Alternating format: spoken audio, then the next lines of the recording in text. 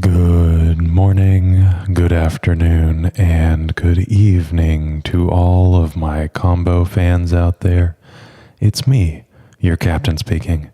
If you give me just one moment, I'm going to make sure that you and me and everybody else that you care about knows that this stream is happening right now. I'll be right back.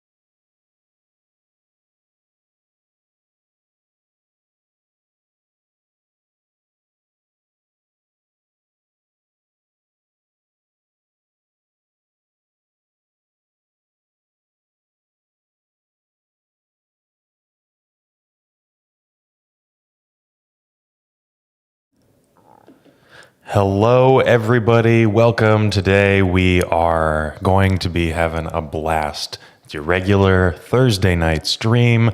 I am ready to go. It is storming time. And hello, ciao bello, Dario. Hello, it's good to see you in chat. And hello, Bryant. It's good to see you as well. And Michael, you know what? I'm glad that you're here. I'm very glad that you're here because you might recognize the 75 cards that we have in front of us today. This is actually yours, and I was going to talk to you about this one in chat, so I'm glad you're here. This is going to be Black Saga Storm. However, there's been a few upgrades to it, and this has been something that's been happening in the community, and it's been the incorporation of a playset of Echo of Eons and a playset of Orcish Bowmasters to kind of up the game when it comes to damage output. You don't have to win through Tendrils of Agony, and Black Saga Storm is a deck that does that better than any other Storm deck out there. It doesn't need the Storm mechanic to win. Obviously, we have Tendrils, and actually we have 2 Tendrils of Agony in the main deck, but we also can just win with Orcish Bowmasters and Urza Saga Beats. These are very common outlets to win, and honestly, they're pretty good. So, Zen, you're goldfishing Rogsai. Yeah, this is gonna be great. You're having a blast. You're making the right choices in life. We've got a bunch of discard, a ton of mana, And then we have like the Entomb Echo of Eons Orcish Bowmaster package and Beseech the Mirror to just make it all sing. I'm very excited about this. Just very quickly, out of the sideboard, we have a few additional Beseech targets: Shieldred, the Apocalypse, the One Ring, and Empty the Warrens. And then Leyline of the Void. We're not playing Helm of Obedience, and trying to leyline Helm our opponent. That's probably not necessary. We can just echo and do that instead with Orcish Bowmasters or Shieldred. And then we have some removal for problematic creatures and permanents. Feed the Swarm is a very good enchantment removal. And then, Helm is in yours. Oops. I'm on 14 cards. Oh, you know what? Thank you for letting me know that. Yeah. Okay. Helm. I was going to say, I was like, you're playing Leyline of the Void. Helm probably should be in there. And it's because it should be in there. I'm glad that we caught that really quickly. Okay.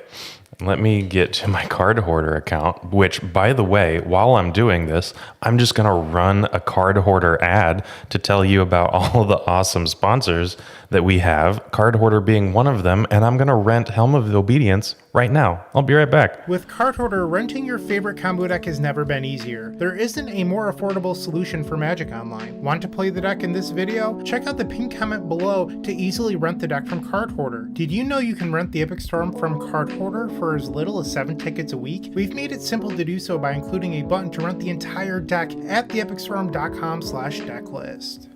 All right, so it is on its way, and we're just going to see it pop up right here in the bottom of our screen, and, well, in the bottom of my screen. It's cut off because I've got this background right behind me, but it's on its way, and thankfully, we're none the wiser. Everything is just fine. Wish I could do a card view. Yeah, I can do card view. See that? Oh, hold up. Wait for my computer to work. Okay, there's card view. Happy? And we got all 3. I don't actually really need 3 of them. Okay, here's our card hoarder. And just like that, I can just go through this really quickly and accept this trade. And very suddenly, I have a Helm of Obedience, and we're ready to go. Like, it's that simple, guys. This is a little bit more of an ad for Card Hoarder than I was expecting to be performing for you guys. But, I mean, here we go. And you know what, Bryant? You make a good point, especially for mobile devices. This is probably a really good thing for me to use. I haven't done that because I haven't wrapped my head around being able to easily view things with card view. But maybe I should just start. I need to become an adopter. So it's all easier for you to see now, and you're just watching in the morning before you get out of bed Friday morning, and we thank you for it. So I'm already queued up, and let's fix the sideboard to be card view. Well, it's going to cut off because of you don't see like the ley line and the I'm not going to resize my window, so I'm not going to do that. Here's the pile view. Congratulations. Okay, so here we go. We're going to just get started on our league. I'm already queued up, and I will be right back. I told you about how awesome Card Hoarder is, but if you want to do all of this in paper, oh, never mind, actually. Here we are.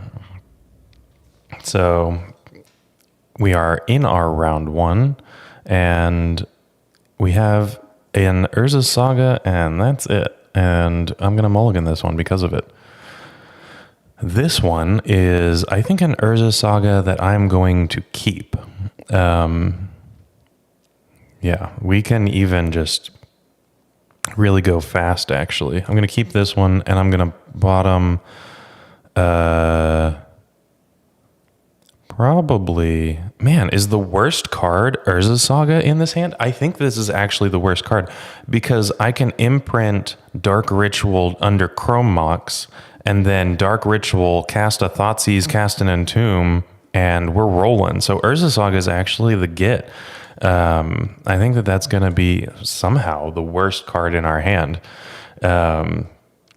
Okay, Noah, my powers outdo your Blizzard. Happy you can watch this in bed for the evening. Well, that's awesome. Yeah, thank you for enjoying your evening. Power out, battery power going. Ooh, we're up against Infect. Haven't seen Infect in a little while. I wanted to play it, but none of you voted on it. That was a couple of weeks ago, though. Okay, so this is a Daze deck. Oh, well, okay, never mind. We have the Echo immediately. So what I'm going to do is I'm actually going to imprint the Entomb here because I already have the thing that I wanted to Entomb for. Now, if they end up interacting here, I think that I'm just going to pass the turn.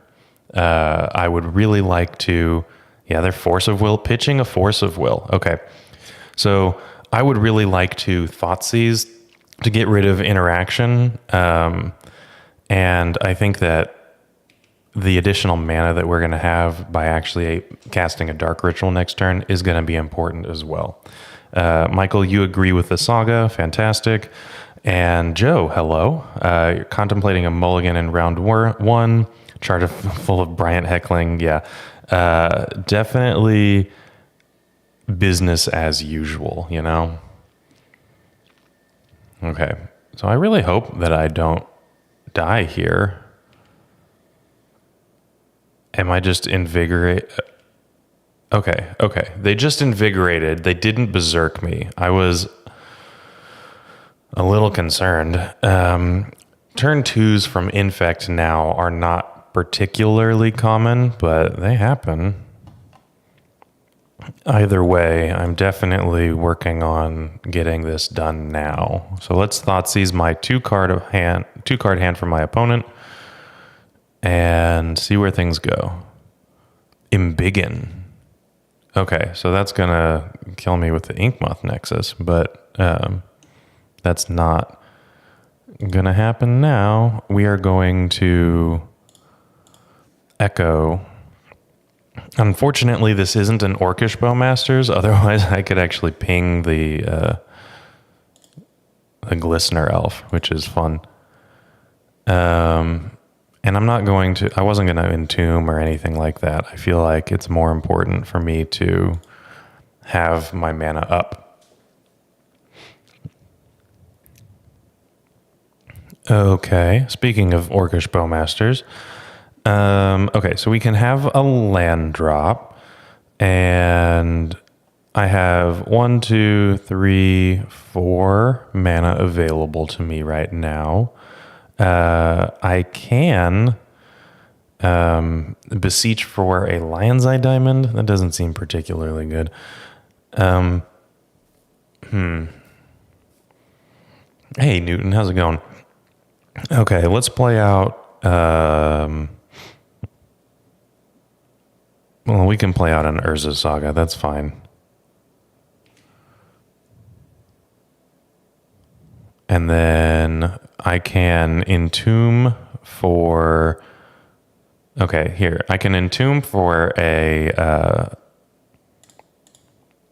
Echo of Eons. My goodness. And I can imprint this Echo of Eons. There's the blue.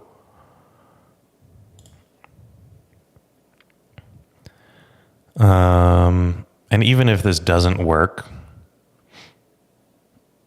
even if they interact with this, I have an Orcish Bowmasters.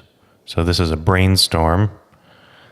I'm expecting some kind of interaction, Sai, the celery guy, which is why I'm not actually I'm not doing anything with definitive lethal here. We've seen forces, one of them's gone, but they also have dazes, and there's one force pitching a daze. Okay, so that's all fine. And now I can Bowmaster their Glistener Elf. It's obviously not the Inkmoth Nexus, but I'm playing around Daze this way, using my floating mana, as opposed to, for example, if this Urza Saga was the Vault of Whispers, I would have had 2 mana up, but I wouldn't have been playing around Daze, which is why I think I wanted to cast the Bowmaster then, as opposed to waiting a little bit, if that makes sense. And waiting until my opponent's next turn. You know, they have pump spells. 1 damage isn't necessarily going to guaranteed kill this Inkmoth Nexus. There's a lot of tricks that specifically Infect is well known for. You want to get your your removal out. Oh, okay. Our opponent is a little bit new at this, it looks like, unless they are putting... Oh, okay. Never mind. They are a lot better at this than I was.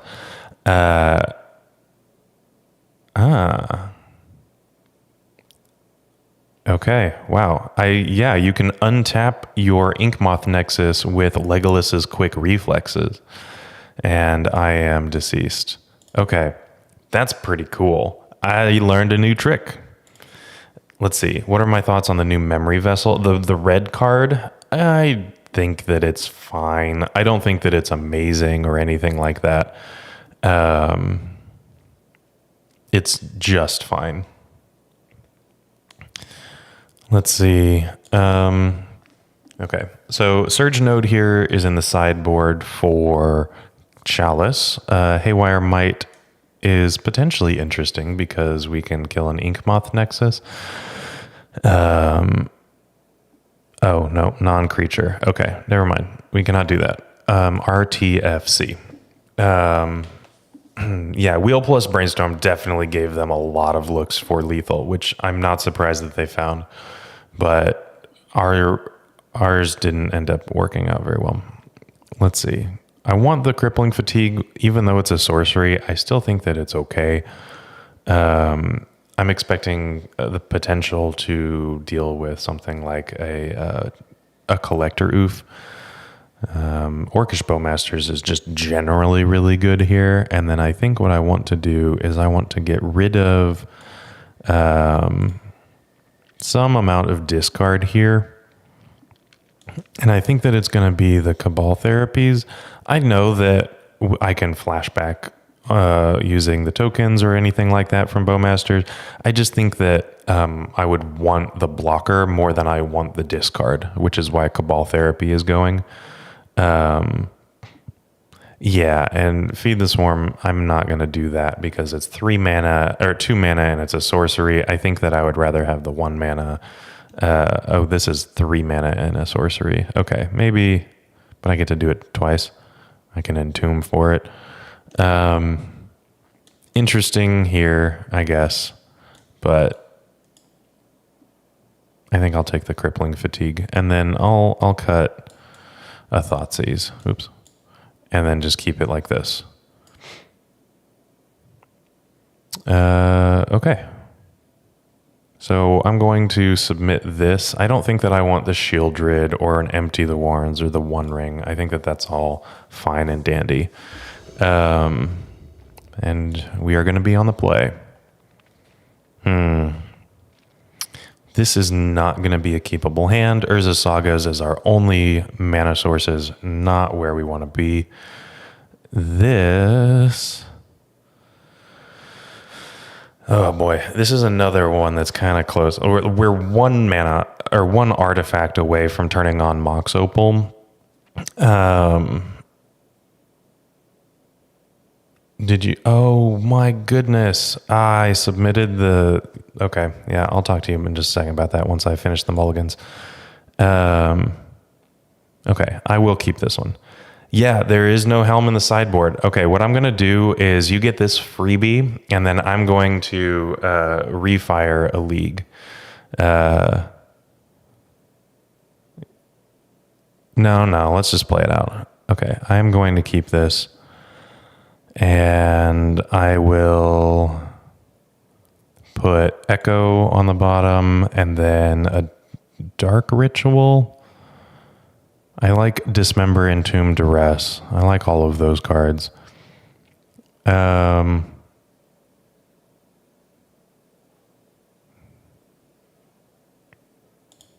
let's do the Dark Ritual. Okay, so let's do this. You'll donate the lost entry and ticks if you want to refire. Oh, that's all right. I think that we're going to be fine. I get that that's a... let me see.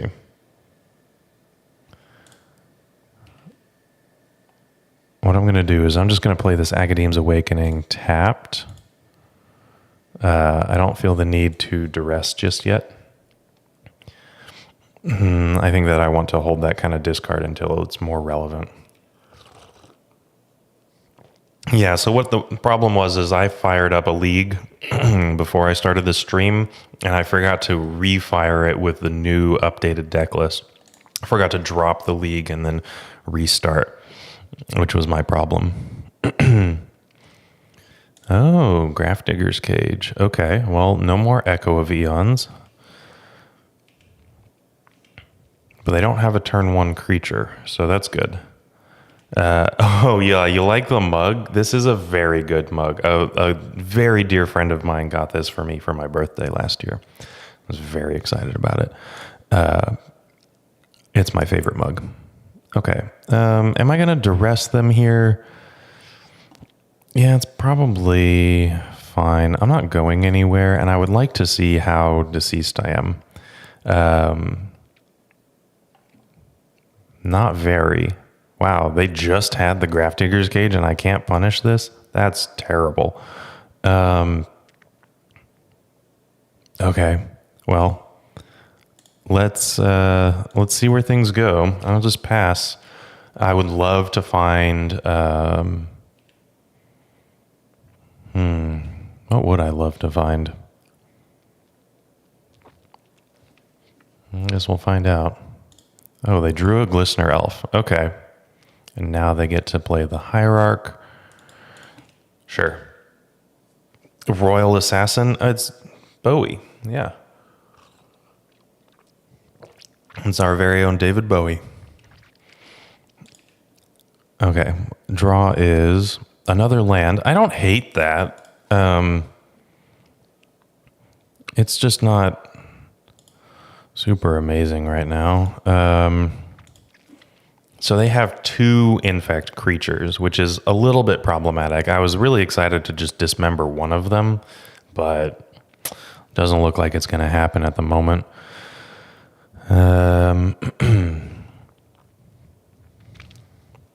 There's the Verdant Catacombs, and what they're going to do is they're going to pump their elf and then attack with the Noble Hierarch Exalted trigger.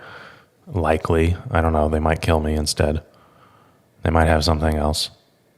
Oh, it's just the Blighted Agent. Okay, that's fine. They have 1 card in hand.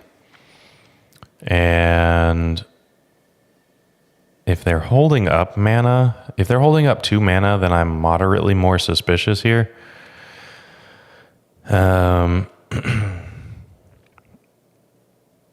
And what I think I'm going to do is at their end step, I'm going to dismember the Blighted Agent. Might seem a little bit weird right now, but if I draw an Orcish Bowmaster...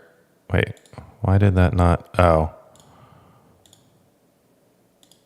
Because I paid the Agadeem's Awakening was one of the colored mana sources, not the colorless one.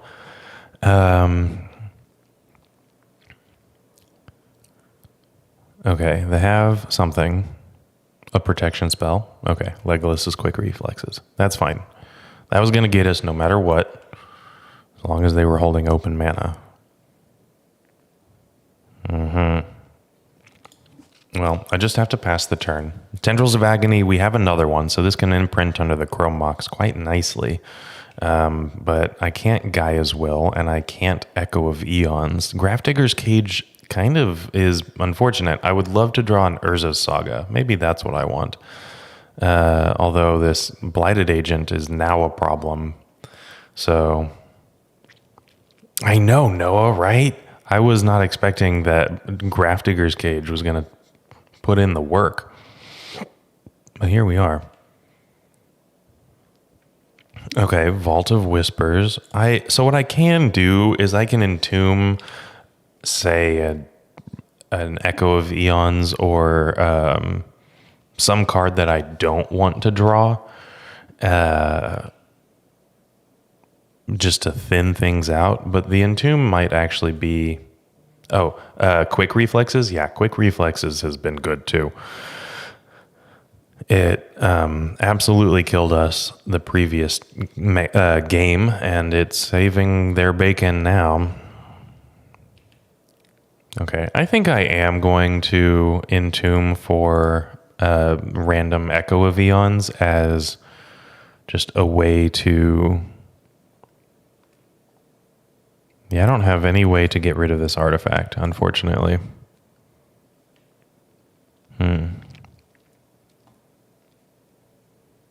Okay, so this is 1, 2, 3. So I have one more turn to draw something. Not looking the greatest. I can't even like mini tendrils to, gain life, because it doesn't work like that. I'm not losing life now and losing the game because of it. I am being infected. Oh well. I might even just be dead now. They have 2 cards in hand. One of them could be a pump spell, something like that.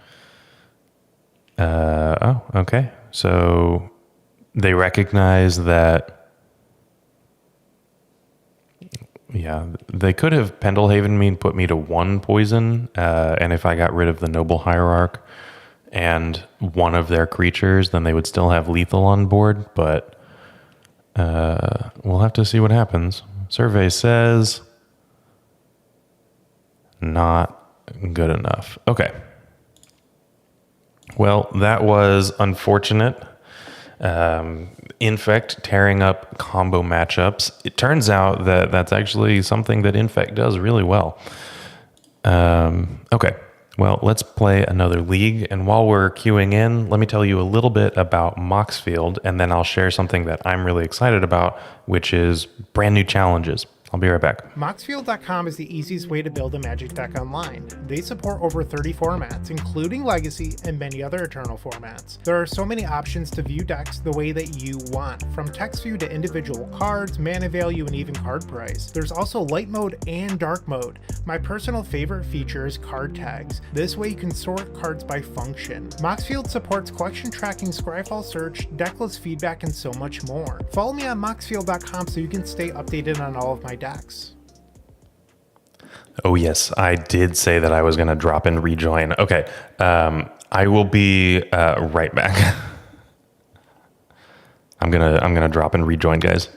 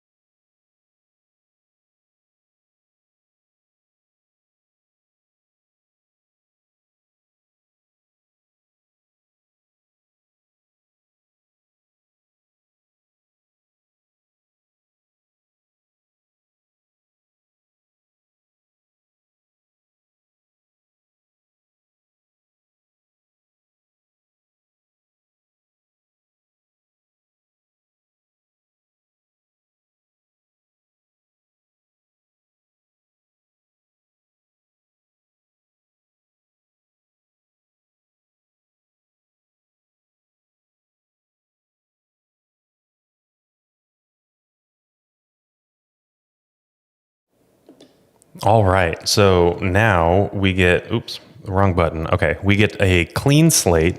We have a Helm of Obedience in the deck now, in the sideboard, and we're ready to go. Dominique, everything is going well. Yes, we had a a first round that didn't end up counting. We've restarted the league with the appropriate deck list, which admittedly is really an important sideboard juke against things like Reanimator that I would expect to see in leagues and things like that. Helm is at the helm, Pokedad. Pokedad Sam, that's great. And the list has how many helms and in place of what? No changes to the deck list at all, actually. What happened was that I just forgot to add the Helm of Obedience when I was copying this over from a screenshot that Michael sent in a chat, and I got really excited about it and put it in my MTGO account, and I just didn't ask him to send me the list.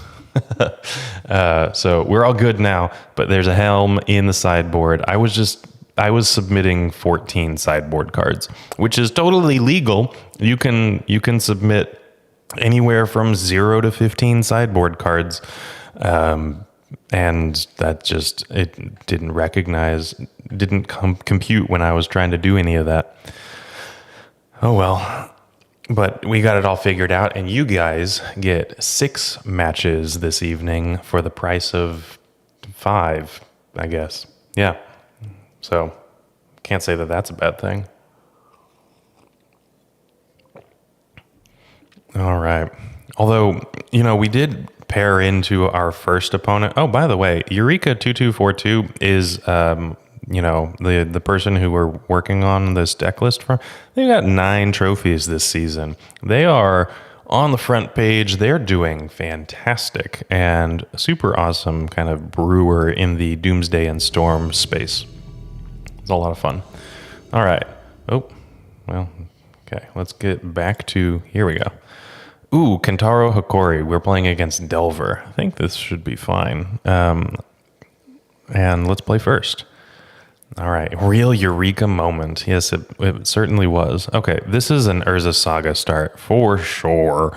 And what I like is I can choose to either...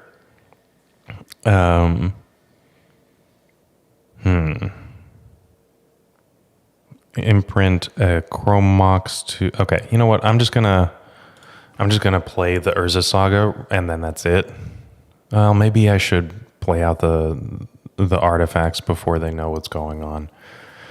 That might be a good idea. And then what I can do is I can just imprint the Cabal Therapy, and that's it. I don't actually have to imprint anything to the second Chrome Mox. Yeah, so what I'm going to do is I'm going to play the Urza Saga, and then I'm going to play the Mox Opal, and then I'm going to play a Chrome Mox, and I'll imprint Cabal Therapy because I still have this out to like Dark Ritual Beseech the Mirror at some point in the future, and I kind of like that. So I'm going to imprint the Cabal Therapy, and then I'm going to imprint the Chrome Mox and cast the Chrome Mox and not imprint things. Okay, there we go. Those are the words that I needed to say. Makes sense. Joe, you 5-0'd with 14 sideboard cards once. Yeah, immortalized your mistake for the ages. I mean, it's on there. It's on MTG Goldfish. We'll just see how it all goes. I mean, this is going to be pretty okay. Unless there's colorless land in the future. Okay, there's not. Super. I have the ability to at least make a 4/4 next turn. Portent. Wow. Ritual Beseech for a ring and refill. There's a ring in the sideboard. There's not a ring in the main deck. The ring, the Beseech targets are Tendrils of Agony, Gaia's Will, and Orcish Bowmasters and the Lion's Eye Diamond, I guess, on the lower end. Okay, so they're drawing 2 cards in the upkeep. Argument for holding the second Chrome, there certainly is. However, I didn't want my opponent to be given the choice of seeing what I was doing and then seeing like a desperation Chrome Mox and thinking that that's a point of contention and forcing that, which would prevent me from making any Saga tokens unless I drew a land. So I think that is why I wanted to play out the Chrome Mox on turn 1. At least that made the most sense to me. So if our opponent is savvy, which I gotta tell you, they are. Okay, so this is interesting. I have 4 mana that I can end step Orcish Bowmasters off of a Dark Ritual. And I don't even know if I want to do that, actually. I could, but I think I might. That's yet another point of interaction that I don't want to give my opponent. So I'm going to see this ponder, and I'm just going to, yeah, this is a pretty important player right here. I'm going to play as tidy as I possibly can.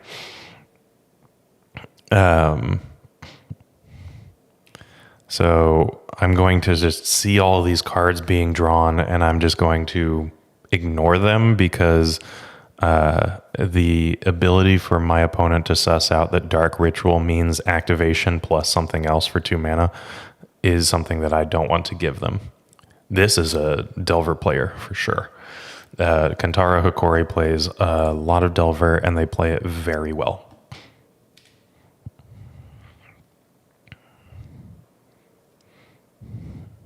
Okay. The second main fetch.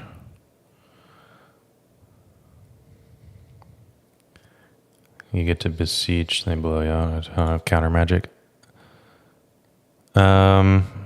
Since days doesn't matter, it might be worth it. I mean, I think I'm going to pass it. Eternal Weekend champ? Yeah, probably. That would make sense that they have won Eternal Weekend at least once in their life. Also, they are Temur, which is good to know. That we're going to see. That's probably like the one tropical island that they have.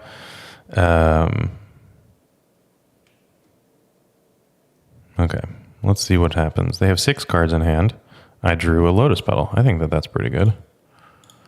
And what I'm going to do is tutor up. Like probably a Lion's Eye Diamond here. Like I could grab another Lotus Petal, but actually if I do grab another Lotus Petal, I can like Dark Ritual with actually, let's see. What if I could just get a Chrome Mox? This is a more permanent source of mana, and I'm not doing anything with this Beseech the Mirror. Also, I don't know why my MTGO is freezing. That's not very good. Not a good sign. I can't. It's like, this. I'm clicking this. Okay. I don't know what's going on. Why can I not tutor this? Can I tutor anything? Why can't I tutor anything? This is very interesting.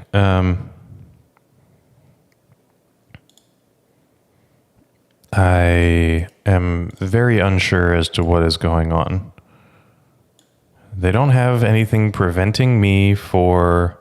I'm not holding... Yeah, no control or anything like that. Just, I don't know if it's super delayed. Oh, I am super delayed? Okay, so if I have to just click done, I guess this is also just going to be a wash. Oh boy, this is not very good for MTGO. Daybreak usually is pretty good, so they'll have this fixed fairly quickly, but it's certainly a bummer right now. Okay, so what I'm going to do is I'm going to close this out really quick. Should I close this out? Probably not. I don't want to lose this.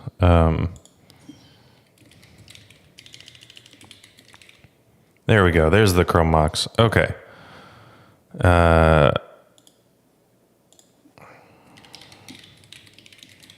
Apologizing to my opponent. I'm going to put Beseech the Mirror under here.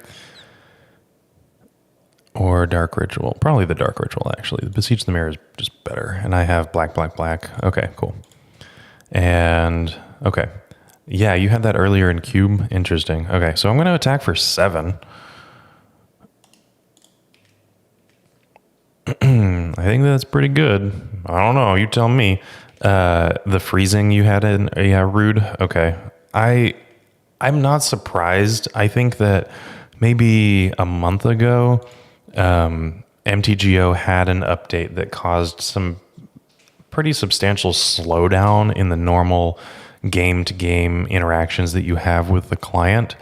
Even though they fixed a lot of bugs, I think that it just something secondarily was affected, and we haven't quite gotten to the point where it's done yet. The wall of roots. Oh, I have no idea if they fixed the wall of roots. That I just stopped caring about that. Okay, so they have a 3/3. Congratulations.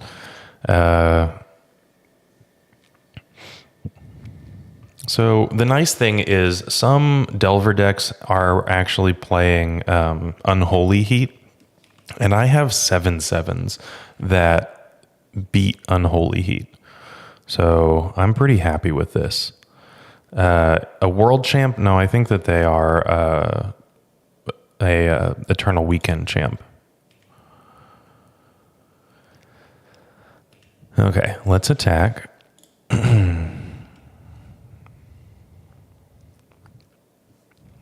Sure, they take 7. They fall to 4. And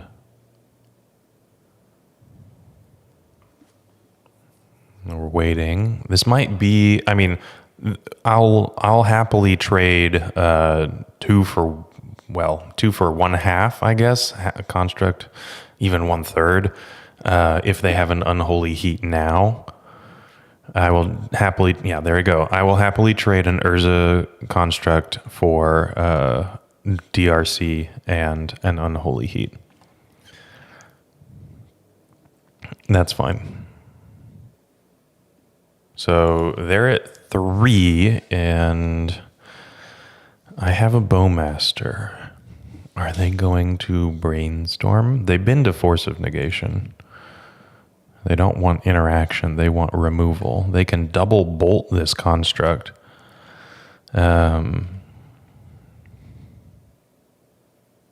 Second main, Petty Theft. Okay. They have answered my board, and now I can attempt to combo them. So let's have an Orcish Bowmasters up to the plate. And they're going to Force of Will this, Brainstorm this. Okay, well, yeah, that makes sense. Do it now before it kills you.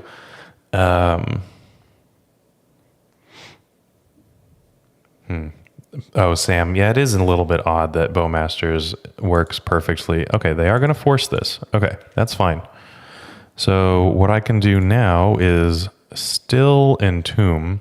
I'm technically still able to play around days. If they daze, I don't know if I would pay for it. But honestly, what I have is Beseech the Mirror into Tendrils of Agony. They're at 2. And I can play around days. Look at that. Pretty cool. Let's cast this with Bargain. And there. And sacrifice the Chrome Mox that wasn't doing anything. They have 2 cards. They can't daze me. That Lotus Petal was just chef's kiss. Perfect thing to have drawn. And I just get a Storm kill. Yes, Vinicius. So here we go. This is exactly what you said. I don't know if I'm a little bit delayed.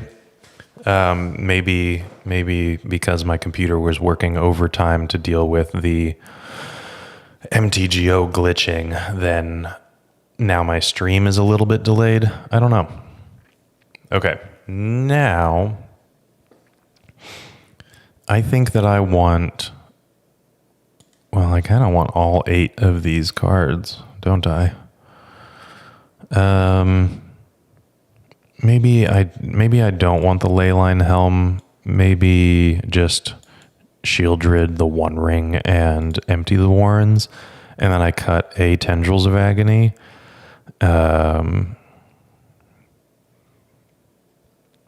And then perhaps a pair of Thoughtseizes. The life loss might be more important. Shieldred Ring empty. You don't think Leyline Helm is good. Okay, Michael, I'm glad that we got to that point. Cutting a few Chrome Mox. You know what? That does make a little bit of sense. How about that? So we've got Tendrils out for the Empty the Warrens, and then we've got a couple of 4-drops in for a couple of Chrome Moxes. Okay. You light Thoughtseize in the matchup. Okay, yeah, rude. That makes sense. I can see that. Like, that disruption seems important at some amount, since we don't have something like Veil of Summer. Even Shave Echo in case they overvalue Blast. I guess that's something that we're going to have to see if they have a bunch of. Okay. So this is 5 mana right now, which is 1 less than Orcish Bowmaster. So like Ritual, plus 1 extra mana. I would need 6 mana to Orcish Bowmaster, sack the token to beseech into an Empty the Warrens. I don't think that I'm going to keep this one, although it's really close. Like, the Thoughtseize is good. I'm actually just 1 permanent away from winning the game. Like a bargainable permanent, and then 2 mana, 1 mana and a bargainable permanent away from winning the game with Thoughtseize backup. Okay, I'm actually going to keep this. I love this hand. Never mind. There we go. Bringing 4-drops and cutting mana versus the Daze deck is ambitious. I think that Chrome Mox is fairly... I mean, I am literally talking about wanting a bargainable permanent. But I think that since I'm going to be taking the game a little bit slower generally, I'm going to give Daze less of an option of being good. At least that's how I hope to see it. All right, Delver start. This is what they want. Another Orcish Bowmaster. Okay, I'm not going to bolt myself here. If they have a Wasteland, then okay, that's just fine. Academia is here for Chrome Mox. That is the reason in a monocolored deck. Oh, there's Daze. Look at that. Okay, Delver flips, revealing Daze. If they have a Wasteland, then they're living life to the fullest. They are pondering for said Wasteland. There's only a matter of time before we get to see this. Oh yeah, Meltdown. Brought back a few Bowmans. Ooh. Mm-hmm. Okay. And there's the Wasteland. Yikes.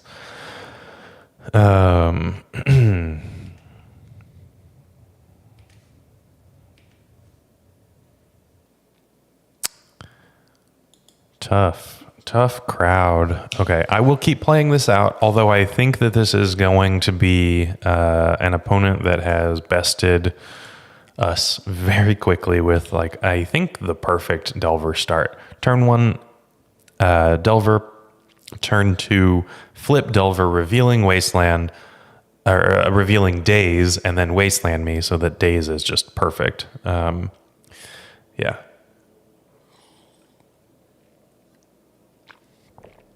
Delver being killable. Oh, like Bowmastering the Delver. Interesting. Oh, also interesting. Okay, so I'll keep playing, but what I'm going to do is just discard this Echo of Eons, which obviously I'm getting them to commit to this Soul Guide Lantern if they need it, but yeah, with Ponder and Brainstorm, that's definitely, they've just got interact, and another Brainstorm, they've got interaction for miles and miles and miles. They don't need any other interaction. They don't need threats. They don't need removal. They don't need lands. They just need surgical extractions, force of wills, dazes, flusterstorms, spell pierces. Obviously, that hand is gassed up to the max. And they can shuffle away all of the bad cards that they've accumulated. Yeah, we have no chance. Human Doom. I don't think that this was a bad keep. It ended up not working out for us, but this was a good keep. hindsight being 2020 does not change the fact that this was a good keep. Our hand was ripped apart by a very good high roll from our Delver opponent. Not that it was a bad hand. The green is for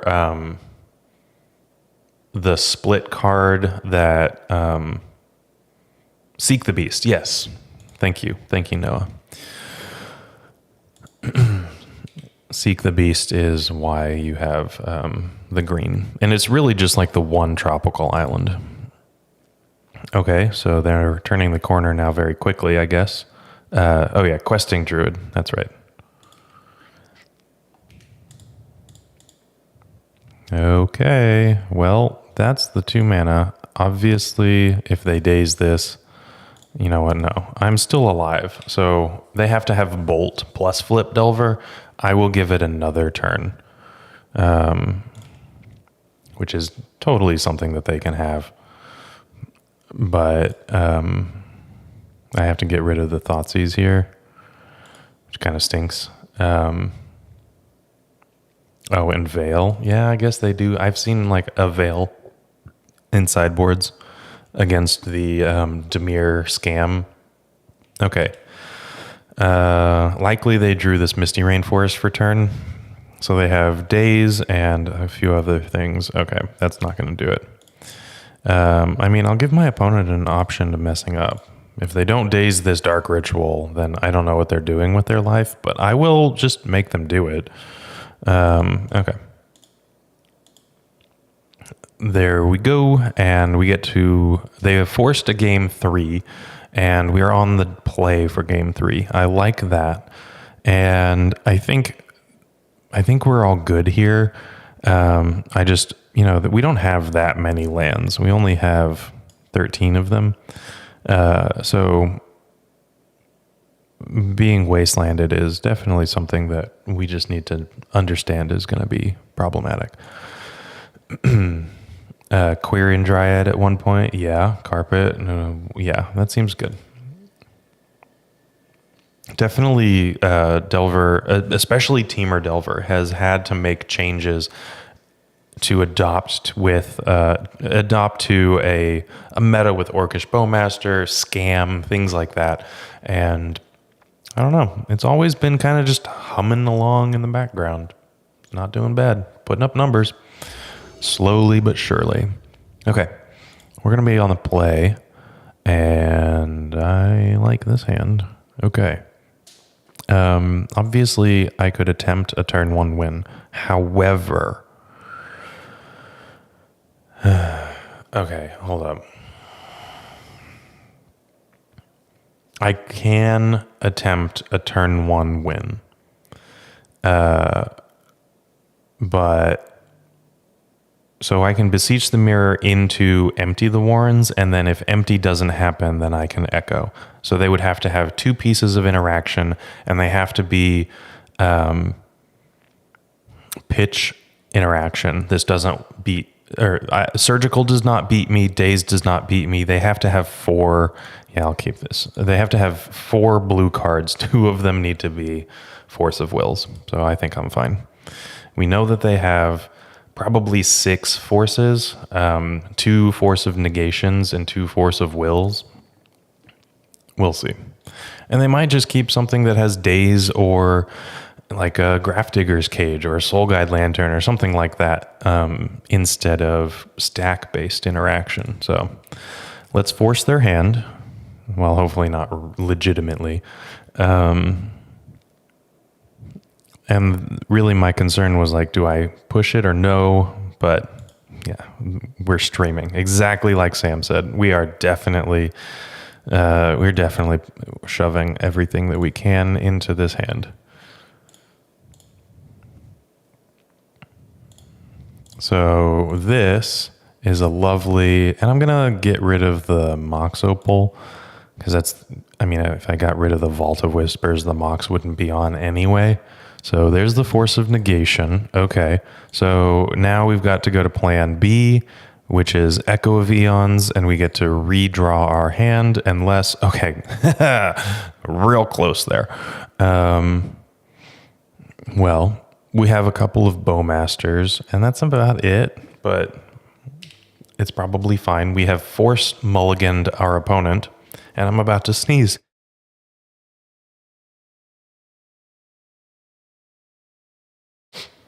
All right. Hopefully I hit that mute button in time and you didn't hear that unholy amalgamation of disaster and desperation that looked like a sneeze and felt like ripping a new hole out of my face. All right. We are waiting for our opponent to continue on. Yeah, I think that this is pretty okay. As far as a hand goes, Rude, I like the Bowmasters. I can interact with any of their like DRCs or Delvers. Duress is good. I like the Gaia's Will is in my hand, but that's fine.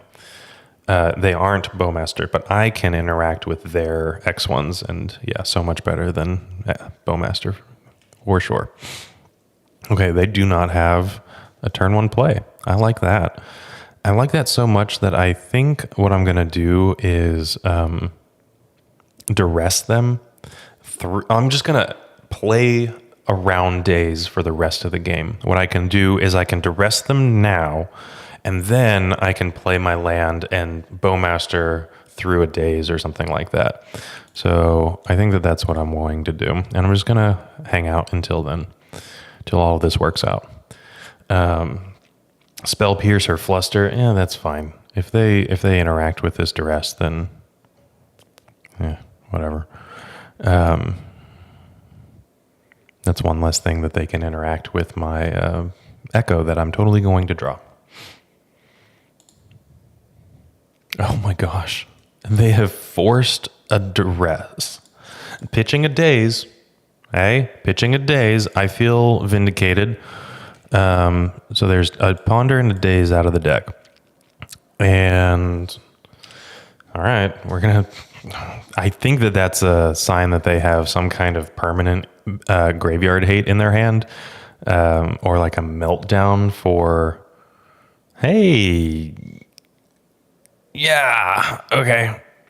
I said it. I said the thing out loud before it happened, and I shouldn't have done that.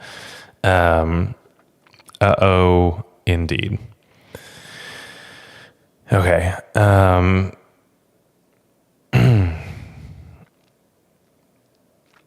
Let's see. I can okay, so they pitched the days. What I'm going to do is I'm going to imprint this Gaia's Will, and I'm just going to get this out now.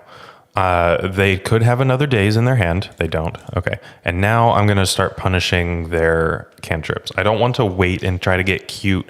This is where I need to just shut them down as much as possible.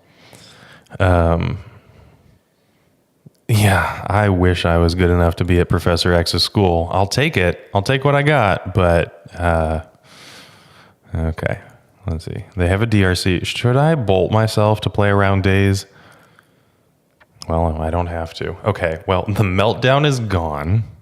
So this saga feels pretty good. Feels very good. And they have to force this. Okay, and they got rid of a counterbalance to do so. I really like this. I really, really like this. I don't want to get too excited about this yet, but I'm feeling good. If I can get a double activation out of this saga, they've already used one meltdown. I don't know if they have two, but Urza saga was amazing. I agree, Noah. Okay. We have worked through this meltdown surprisingly well. Oh, that's good too. Okay, I'm going to cast the Lotus Petal, and I'm going to cast the Lion's Eye Diamond. This, I'm just getting rid of my hand. This way, they can't bolt a saga. That's where I want to know. That's what I want to do. Oh, I could have bought back a Bowmaster. I think that Urza Saga is more important. Well, yeah, maybe I could. Maybe I should have done that. Okay. What are we doing here? Are we bouncing something? Are we... they have instant sorcery land. They're one away, so they have like an instant. They're going to seek the beast and try to get rid of a creature now. Surveil... land. Okay, so they do not have delirium, and they hit brainstorm and force of negation. Okay, so they're gonna have a brainstorm. They have a brainstorm. If they can cast, if they want to, and then I have Urza Saga ticking up, which I'm pretty happy about. There's the lightning bolt. Okay, so they do get to brainstorm. Fine, whatever. They've unlocked the brainstorm that they have. They have 2 cards in hand. So brainstorm is gone. They have a force of negation, which is just it's not gonna do anything now. And then they have this questing druid just kind of waiting in the wings, you know. Which is, yeah, as soon as I close that, it's going to go resize. I really want like Daybreak to fix this resizing bug. It's not going to happen anytime soon, but it is something that I would love to see. Oh, you can only see like half of my face. Sorry about that. I didn't realize where my face was. This is the money maker, guys. You got to let me know. That's important. It's important that you get to see this. Okay, unless they have dress down, they probably die to these constructs. Let's hope so, Sam. All right.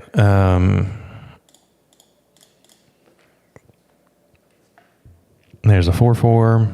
Now, we've already seen Unholy Heat, so, you know, something. Oh, hey, we can buy back this Bowmaster eventually. What were you saying about that? Yeah. And here, I think I'm just going to get... Okay, so they have an Unholy Heat, and they're going to heat my construct here. Oh, wait, no. Oh, they're just playing around. Okay, sure. I can get a Mox Opal here. They're playing around Pithing Needle. Oh, I guess this is a 6/6. Yeah, I wasn't going to do anything else. Okay, attack with everything. Record is 0-0. This is round 1. Absolutely. Well, it's kind of like the fake round 1. I started a league and I submitted an incorrect deck list. So y'all got a round for free, and I restarted the league, and now we are actually in round 1. So, yep, Ronnie, you are... Yeah, round 0 didn't count. We had a test round, and we're doing just fine now. I have lethal on board. They have a questing druid that it looks like they're going to have to cast. Oh, boy. Okay. Another meltdown. That'll do it. That hurt a lot. That hurt a lot. And they have a Murktide. Oh my goodness. Okay. Yeah, I haven't seen 2 meltdowns in a Delver list in a long time. Okay. Well, what I'm going to do is I am going to play out this Agademe, because even if I find a blue source for an Echo of Eons, which is the next step, yeah, I know it's all rolling in. All of the pain. Yikes. The pain. Nobody's seen the original Dune movie. Everybody's only seen the new stuff, which is fine. That stuff is great, but the pain. It's so bad. It's good. Okay, here we go. So I'm going to Entomb for an Echo. Hope that I find a blue source. And we'll see what happens from there. I don't know. I'm going to pump up this Murktide Regent by at least 2 when I echo, because that's just the way things work. What are we working at? Okay, Questing Druid hit, and they have played a land. Okay. Yeah, the square shields were wild. Okay, so let's get rid of an echo from the draws and prime our graveyard. Beseech the Mirror is an LED if I have another mana. Okay, that needs to stop popping out every once in a while. I mean, I get that it's reminding me that I have something cool to do. Okay, so this is 8. If they can cast 3 spells, they've got 1 card in hand. This is not going to matter. Okay. I mean, if I just draw a Lion's Eye Diamond, I'll be, peachy. I don't want to play into Daze, because at this rate, my opponent is definitely going to have a Daze when I go for anything. Beseech gets Gaia's Will to win? Yeah, absolutely. But and I have a token to sack. That's right.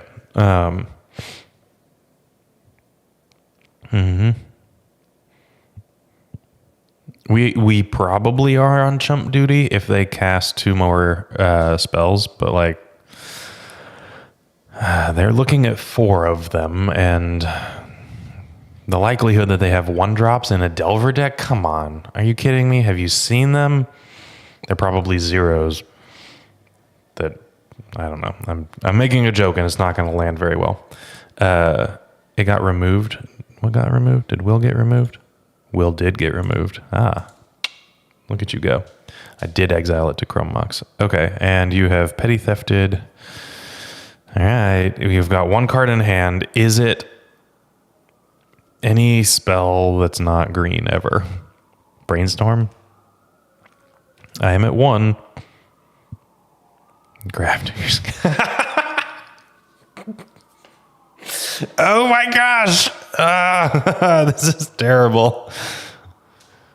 And we have the Dark Ritual. Okay. Well.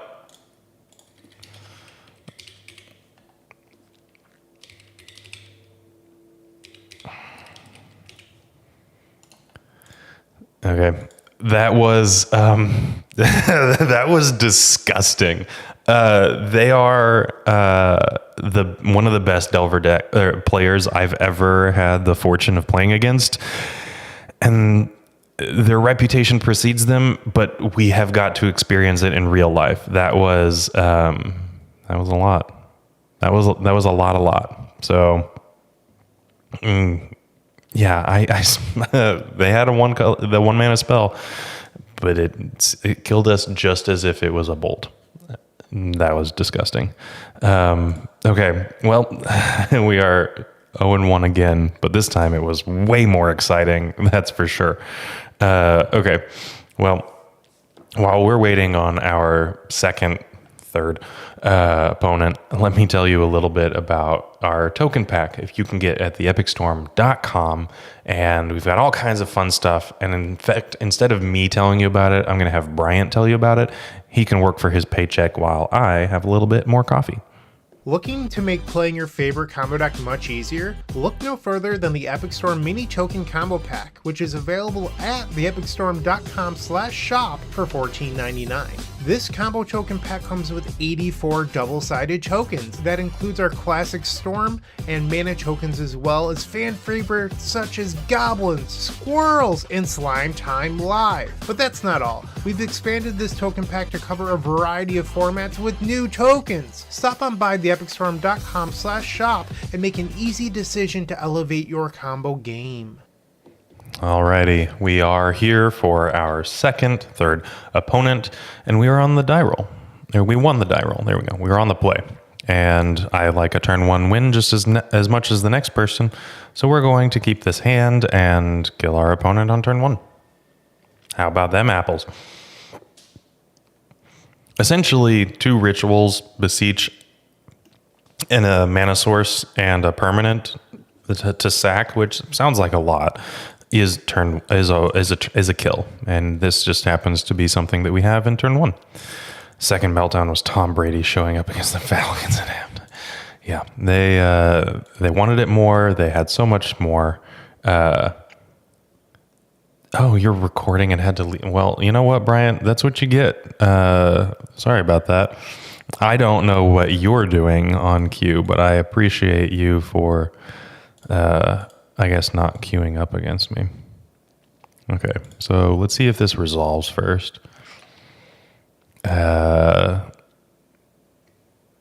Didn't need to. We are 1-0 going into a sideboard match. I have no idea what to expect from Faustasuza, which I know I played them like last week, and I still cannot remember them. So, I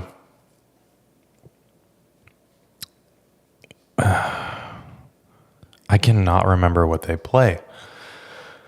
I'm going to, I think I'm going to just hedge on a Haywire Might and cut a Chrome Mox, and I'm just going to do something really, really basic and just happens to have a Haywire Might in the deck for like a Chalice or a Leyline or something like that. Goblins, Beans, Scam, the best deck. Oh, okay.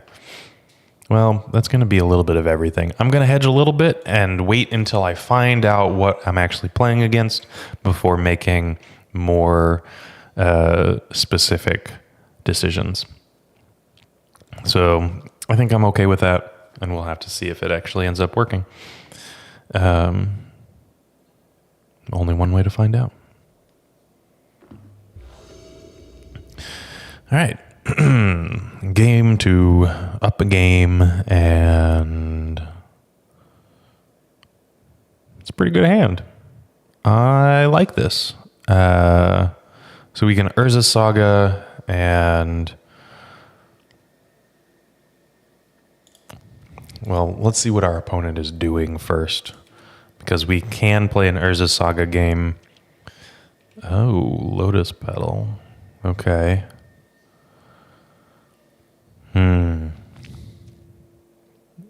Swamp. Are we playing Reanimator? White, black. Null Rod. Okay. Well, I'm going to play the Swamp instead. And then if I get a land... Hey, that's not the right land. Sorry. I should have been more specific. A land that taps for mana under the current board conditions. Then I can start going off with Urza Saga.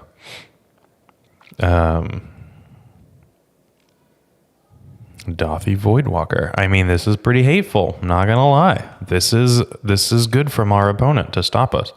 Entomb. Yeah, sure. Why not? A little late for that.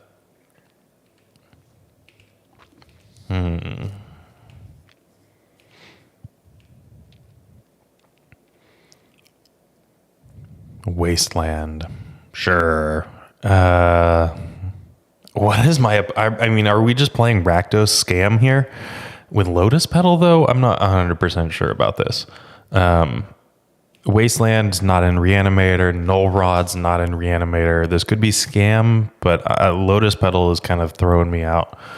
Not 100% sure what to make of that. And here's a land that doesn't do anything. It is a nice little piece of retro-framed cardboard, digital cardboard. Orcish Bowmasters. Okay, so this does look like Scam. I don't know why the Lotus Petals exist, but everything else that I'm seeing makes sense. So maybe they are playing Lotus Petals to just be faster than regular Scam. More explosive, I should say. I don't know. They put a Troll of Khazad-dûm immediately into the graveyard, so they could reanimate that, and I'm just, not having a lot of fun with that one if that ends up happening. So should I Entomb for something that doesn't give our opponent anything Important. And like thin. Sure. So what I'll do is I'll entomb the other Mox Opal.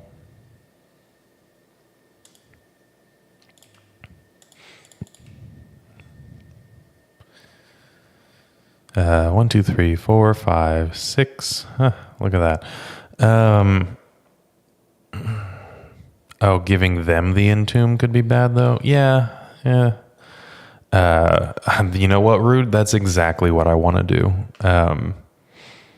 This is definitely game 3. We're done here. I want to see if I can learn a little bit more from my opponent.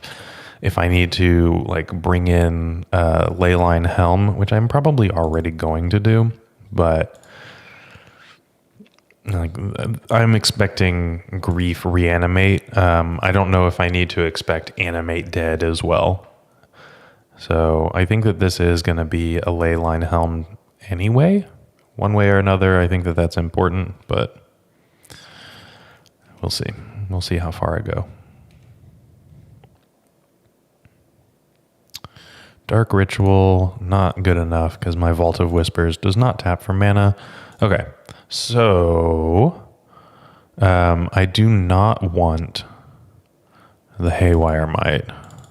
Oops, probably want... Maybe I don't want the Thoughtseize. We'll just have to see. I want the Leyline of the Void.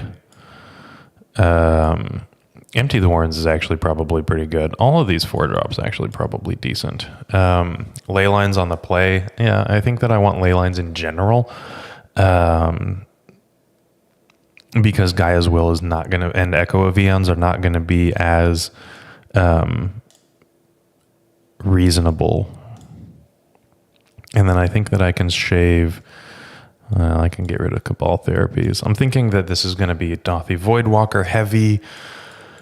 Grief heavy, so like discard is not... Oh, I should probably get rid of Duresses before I get rid of Thoughtseizes. What if I do this? Do I want to get, anything here? I don't have any way to remove a Null Rod. That's just kind of going to be a problem. I guess I can, discard it, but I don't think that discard is going to be the way that I play the game here. Dismember for something like Orcish Bowmasters or Dothy Voidwalker is fine, but I think that this is actually going to be the way to go. Like I could shave a couple of Bowmasters for, say, Feed the Swarms. And I lean more heavily into the Leyline Helm function of the deck. And then this enchantment could be like a Leyline removal or Bowmaster removal. I don't think that I need creature removal. I don't think that that's going to be good. Their creatures are just going to be replaceable with the exception of Dothy Voidwalker, and I'm already building a deck to play around Dothy Voidwalker. So hopefully that makes sense, and we're going to be on the play. I mean... This isn't great. If I had an Urza Saga, I would love this hand. I'm going to mulligan this. Okay. This might be good enough. I have the ability to entomb. I've got a Leyline. I've got a Lion's Eye Diamond. I can put back Empty the Warrens here, and I'm not happy to keep this hand, but I think that it's good enough. Like the LED and the Entomb already rolled up is good. I just need a black source. And if push comes to shove, like this Urza Saga is my black source. And if I can string it along, then this Entomb is Echo of Eons, and I can Bowmaster Echo them, and that's even better.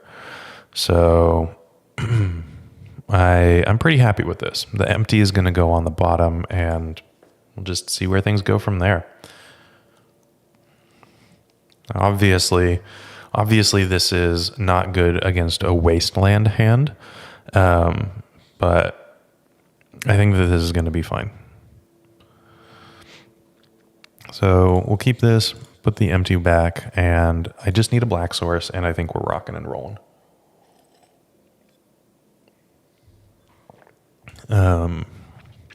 They have mulliganed as well, which is good to know. It's only a matter of time before they mulligan to 5 and 6. Oh, they did mulligan to 5. Okay. So me saying things out loud sometimes works in my favor. The meltdown was pretty terrible. And in this case, our opponent's mulligan is not terrible. One of them was definitely more impactful in the game, though, I would assume, than a simple mulligan to 5, that meltdown that just destroyed me. Kind of tough. But hopefully this will give us enough of an edge to pull through. So, yes, they kept their 5. I will mulligan to 5, I guess. And I'm going to play out the Lion's Eye Diamond because I'm expecting them to be a discard deck.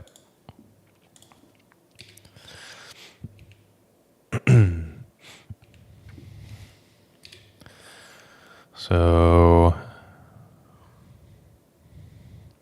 a swamp, a black source, any black land. Oh, well, okay. Never mind. Would allow me to end step in like Bowmaster and then Entomb Echo, but that's not going to happen anymore. So they're also playing Null Rod with Lotus Petals. I get that that's probably not as big a sacrifice for them as it is good against me, but it's still hurtful and a little teasing. It's like, I got my artifacts and they work before I put my Null Rod into play. The problem is like putting a Null Rod into play off of Lotus Petals. That's just disrespectful, you know? That's where I think, oh, hey, that's pretty fun. How about them apples, opponent? You have another, I hope that you don't have another wasteland. You don't have another wasteland. Everything's fine. Okay, yeah, you have a tap land. Good. So they had a wasteland and a Thoughtseize, and I wonder if they're going to bin something. They put a Lotus Petal in the graveyard. Okay, cool. It's a very vintage move. Yes, it is. Vintage shops. All right, another Bowmaster.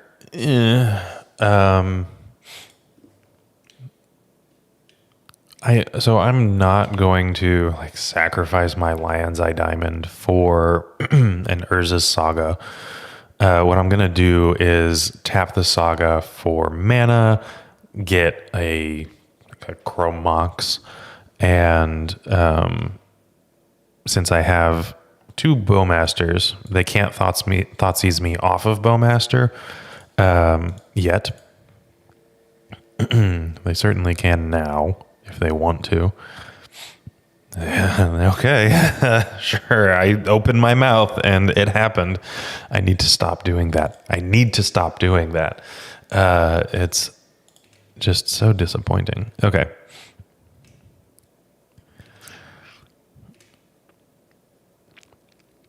What are we doing here? Vault of Whispers. Okay, that's good. So I'm going to tap this. I don't think that making constructs was the get. I could have been wrong. I could be wrong, but let's get the Mox Opal here. Because I was going to lose the Lion's Eye Diamond, and I think that was just going to be really bad. All right, I'm going to Thoughtseize my opponent, and they have a Seal of Fire. Okay, adorable. Yeah, I don't think that making a construct there was good. Now, if I draw another Saga, which obviously there's only 2 left, but I could do it, and it would be really good. And in this way, I actually have a bargainable permanent. Obviously, I have 2 more now. Okay. That was a really good top deck from my opponent. All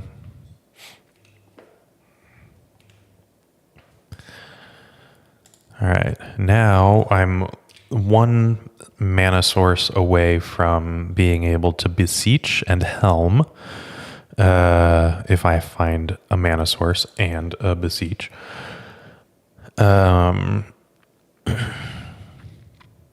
So we'll have to see where things go. I like my chances. We're both in a top deck war. I have a looming permanent.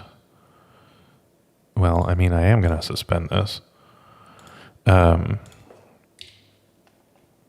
I have a looming permanent here and a way to translate Echo into a fresh hand for me, even though they have Bowmaster. I understand that, but I can kill them, even if they deal 7 to me. And I just think that this is going to be fine. And I don't even hate drawing the Gaia's Will there. It's early enough that I can actually like get to a point where I'm casting it with suspend. And my beseech, if I ever draw and can cast it, is just going to be relegated to helm instead. I have a better permanent or a better card to cast off of a beseech bargain than Gaia's Will at the moment. They Thoughtseize fall to 10.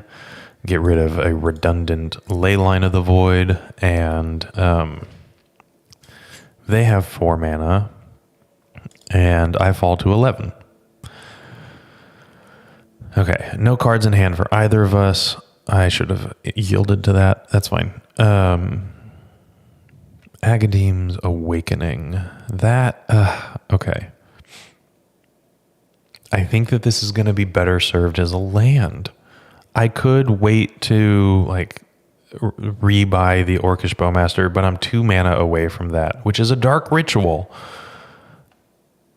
You know what? I am going to just pass. I'm going to keep it in hand. If I get a dark ritual, then I get a Bowmaster and I lock the board state up in my favor. Or not lock it up, but turn the board state into a positive one for me.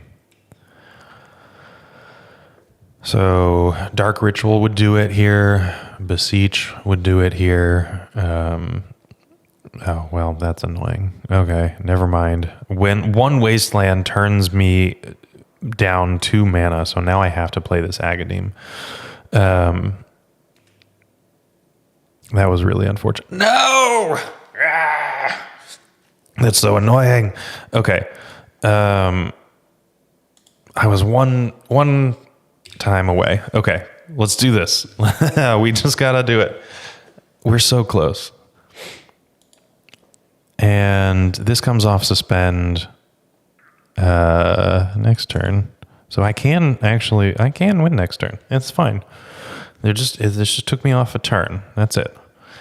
But that Wasteland was a good draw. Oh, and they're paying costs. What are they doing? Oh, they're reanimating a Bowmaster. That's fine. That's fine. You're not gonna be able to get there. Okay, I think that we have this wrapped up because the suspend. We come off suspend. We can cast the Gaia's Will, and we can play our Vault of Whispers, or Urza Saga. It needs to be Vault of Whispers to turn on Mox Opal. Okay.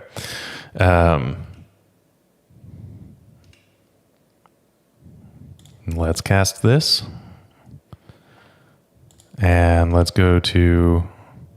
Oh, well, that's not going to do anything. Okay. There's our graveyard. I need to cast the Vault of Whispers here.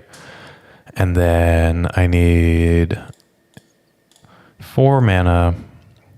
Beseech the Mirror, cast with Bargain. I'm going to get rid of the Mox Opal. And I get Helm of Obedience. And I can cast it and sack the LED to activate Helm. And I'm just going to go for broke.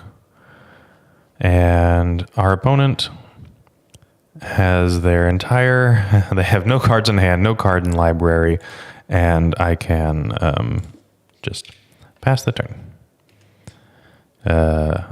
Pass the turn. Yes, okay. Mana floating is going to go away. That's fine. I don't care. And they untap and lose the game. Yes, that's fine. You can do that. You can shuffle, fail to find an island or a swamp, and lose. Yay! Hey, look at that. We got there. Beseech and flash it back. Yeah. Okay. So we got there in the end. A suspended Gaia's Will win for the record. That's always a fun time. And we were just losing to our own cards. Our opponent just happened to get reanimates, which was, I mean, good for them, but thankfully it wasn't anything better. If our opponent had a grief or a couple of griefs instead, their clock would have been faster. So we were a little bit fortunate, ran a little hot, and at the very end, right before lethal occurred well, actually, they didn't have lethal. I could have survived another turn, but we drew everything that we needed. So fantastic. Let's get queued up for our third opponent. And, I know that it's been showing up above my head. We have a new sponsorship from KMC. I've got some perfect hards and some hypermat sleeves, and these are really, really excellent. I'm very excited to try. They haven't come in yet, but the Hyper Phoenixes, they're KMC's new sleeves. I'm very excited to sleeve up my Storm deck with those and try them out. I've been using the Perfect Hards for a long, long time, but it's been a while since I've had Hypermats, and I gotta say, switching back to them has been refreshing. The quality has not decreased like other sleeves on the market, or at least quality control hasn't decreased, and they've just been really excellent sleeves through and through. Super awesome. And they've got a really cool deep dark blue, what do they call it? Okay, hyper matte blue. Okay, whatever. It's like a super dark navy that I really, really appreciate. So if you guys want to try it, there's going to be a code over my head at some point while this, sidebar video plays. You can go to KMC and use code STORM10 to get 10% off of your order, I believe. And I highly recommend it. Hypermats they have seen an increase in quality recently, at least according to some anecdotal evidence of me testing them out and the rest of the Epic Storms team testing them out. And then, Sam, you like the hard enters, the rigidity. Yeah, if you're working with foils, you really can't do anything else. You have to use the perfect hards because they are the perfect product for your foils. I use perfect hards because they're harder to bend and crease. So they actually give you some physical protection for your cards rather than just an inner one that protects against dust or moisture. The perfect hards actually give you some physical protection as well. So, okay, here we go. We won the die roll in our fourth round. So let's do this. Let's play first. Evolved 22. I think that this is a Storm player. And I, 1, 2, 3, 4, have a turn 1 win. Yeah, sure. I like this. Our gods have smiled down on us and said, hey, we saw the double meltdown and we're going to make it up to you. We're sorry. Here's a free piece of cake. And I'm going to say, yes, thank you very much. So our turn 1, by the way, is going to be Vault of Whispers, 1 mana, Lotus Petal, Mox Opal, 2, 3, Chrome Mox, Imprint the Orcish Bowmaster, 4. We can, and then Lion's Eye Diamond. We can Beseech the Mirror, sacking the Vault of Whispers, sacking the Mox Opal, sacking the Chrome Mox, because we have 4 Beseech the Mirrors. And we're going to see what happens. Yeah, if they board in Null Rod, then MTGO was actually just teasing us. And I probably shouldn't have started with Chrome Mox. Oh well. That was my bad.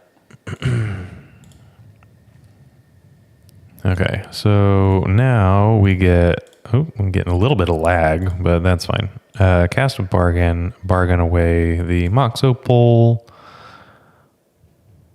I'll pop out graveyards. Okay, Beseech the Mirror again, bargain a Chrome Mox. And then I'm actually going to just hold priority and cast the Guy as well. I'm not going to bargain away the Vault of Whispers. We don't need it. And I think that just being able to more appropriately plan for, say, I don't know, a Metalcraft issue in the future is just going to be safer. All right, we won. I have no idea how to sideboard. So what I'm going to do, yeah, Newton, I love the turn ones too. I'm going to do the exact same thing, and I'm just going to hedge just a little bit, just a teensy tiny bit, and I'm going to bring in Haywire Might. This might not be the best thing in the world. I understand. In fact, I think that having a plan when you're boarding in the blind is really important. I obviously don't know how this deck would board in the blind better than, say, Eureka or Michael would do, but I'm going to do this, and it's going to be fine. And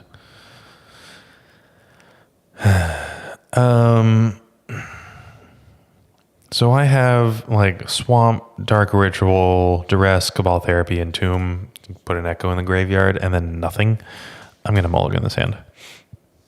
And this one is much, much better. I'm going to keep this one, and I'm going to put back...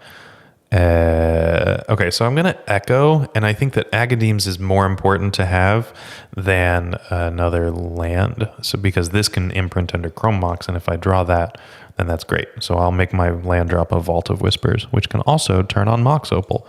So this is just actively the correct choice. I guess I could have discarded the Vault of Whispers, because if I draw a...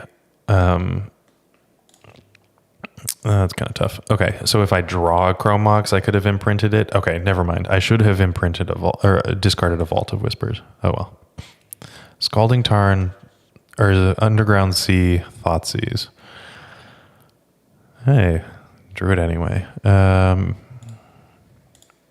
Okay. Well, I am going to see what our opponent does with this Entomb. I am going to Echo now. I think that they're playing the Epic Storm. And if they're not, okay, they have Force of Will. That's fine. Now let's figure out what they're actually playing. This is going to be interesting. It still looks like the Epic Storm, with the exception of this Force of Will. Molten Collapse. Okay. So we're playing against Grixis Delver. Ooh, Orcish Bowmasters is a lovely card. I kind of wish I still had that Lotus Petal. It's a very aggressive Molten Collapse, I think. But still, I mean, honestly, the permanents that we're seeing, all of these are still in the Epic Storm. I get it. We're not playing against Storm, but it's kind of fun to think about. Okay, that's interesting. That could be useful later on. Later on or now. I don't care about the Storm, and maybe that's going to be useful as a bargainable permanent or something, not get discarded, so that's fine. We've got a few good draws, a few bad ones, but I think mostly good draws. Mana is our... Ooh. That's a toughie. Okay. Kolagon's Command. We are not playing Delver. We are playing against Grixis Control, and they're going to have Meltdowns or something similar. They might have... what's the 3-mana saga? Rakdos and 1 ETBs, destroy all non-land permanents. X CM mana value 1 or less. I don't know. Somebody put it in chat. You're gonna figure it out. No, this is not Doomsday. This is gonna be Grixis control, which is pretty interesting. Everybody loves Grixis control until they start playing Grixis control. Hidetsugu consumes all. You are correct. Yes. Thank you very much, Sai, the celery guy. Okay, so they are looking at the top 3 cards, and they put a dress down and a swamp in the graveyard, and now they have a really fast clock. Okay. I'm not sure I can beat this. I'm not sure anything that I can do is going to race a Murktide Regent when our opponent has... Okay, they have 1 card in hand and they're casting spells. Narset. Okay, that is going to take away a lot of my options here, actually. Well, the Thoughtseize didn't matter, but the Narset is going to take away my Entomb Echo of Eons option. Okay, so we're going to go to a game 3. Now that I can appropriately sideboard, we're going to do so. So I don't need this Haywire Might. Let's see. I want Empty the Warrens. I want Shieldred and the One Ring. And maybe I actually do want to shave a couple of Chrome Moxes and a Tendrils of Agony. Yes, so this is going to be very similar to the Delver plan. I do not think that I need Leyline and Helm. It turns out Kolaghan's command is brutal, and I don't want to deal with that, ruining my ability to combo. And I think that all of the rest of this is pretty good. I don't want to put another charge counter on a target artifact. They're not going to have anything that has charge counters. That's literally just for Chalice of the Void. And Haywire Might, not going to worry about it. I guess I could feed the Swarm for Murktide Regents, but that's not going to be anything we need. So, yep. Oh, Dominic, you weren't live. You were behind 2 minutes. Okay, well, you are now live, hopefully. All right, we are going to play, and hey, this is interesting. This is not particularly good yet.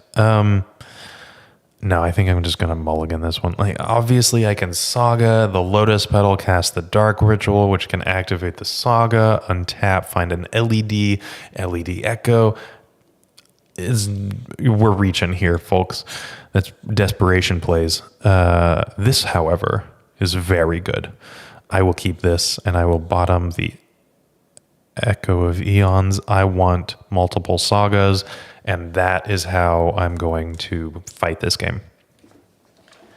And I'm going to actually get Sagas going quickly and use this Dark Ritual to... Oh, our opponent has mulliganed to 5. I love that. I'm going to get the Sagas working quickly for me. And I'm going to play the Mox Opal. Now, this does play really heavily into Meltdown, but our opponent doesn't have it. Our opponent doesn't have Meltdown. I have spoken it into existence, and therefore they obviously and very clearly do not have Meltdown. Yep. Leyline for the Murktide, Carlos. I think that that's going to be stretching a little bit. If they were more of a dedicated Leyline deck, then yeah, sure. Ooh, okay. Well, this Urza Saga isn't going to do anything unless I find an artifact, but it's going to be fine. Beseech the Mirror. Not going to be an artifact. Not in time. That's okay. So let me see. Timing-wise, I can play this Urza Saga, and then I will have an art. Yeah, okay. I can play an Urza Saga now, and while this one isn't going to activate, I will get double activations out of this one. Okay.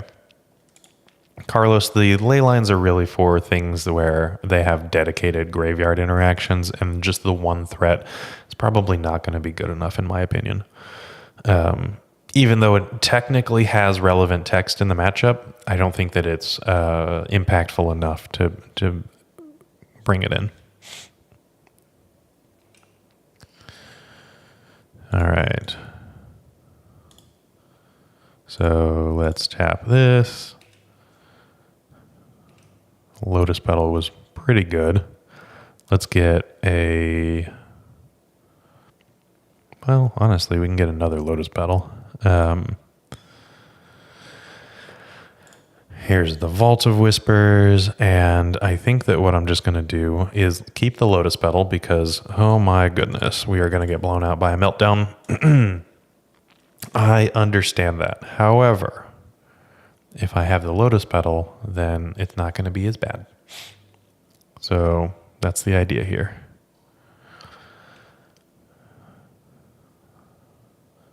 Bowmaster. Okay.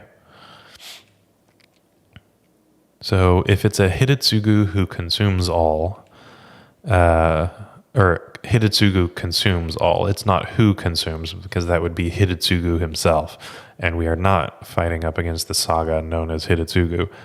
It's the story about Hidetsugu consuming all. So Hidetsugu consumes all is no longer a problem because they have a ponder and a tap land instead of 3 mana for the saga. So they are still representing meltdown. And of course they have it. Yep. Yikes. I don't think that I could do anything else other than just play into meltdown, but wow, that certainly has been backbreaking the past couple of games that we've come up against it. Okay. I'm going to get a Chromox here and imprint a Beseech the Mirror. I don't have artifacts to turn on Mox Opal at the moment, and I think that just having the dedicated black source is going to be important. Also, we haven't actually had a problem with... okay,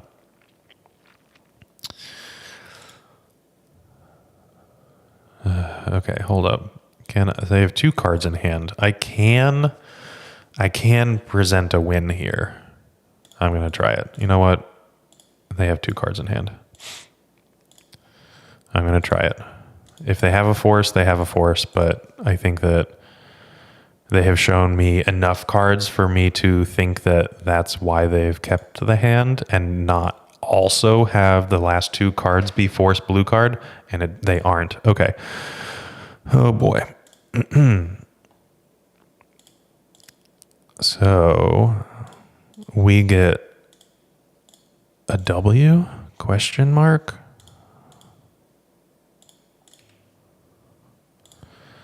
Uh, 8, 9.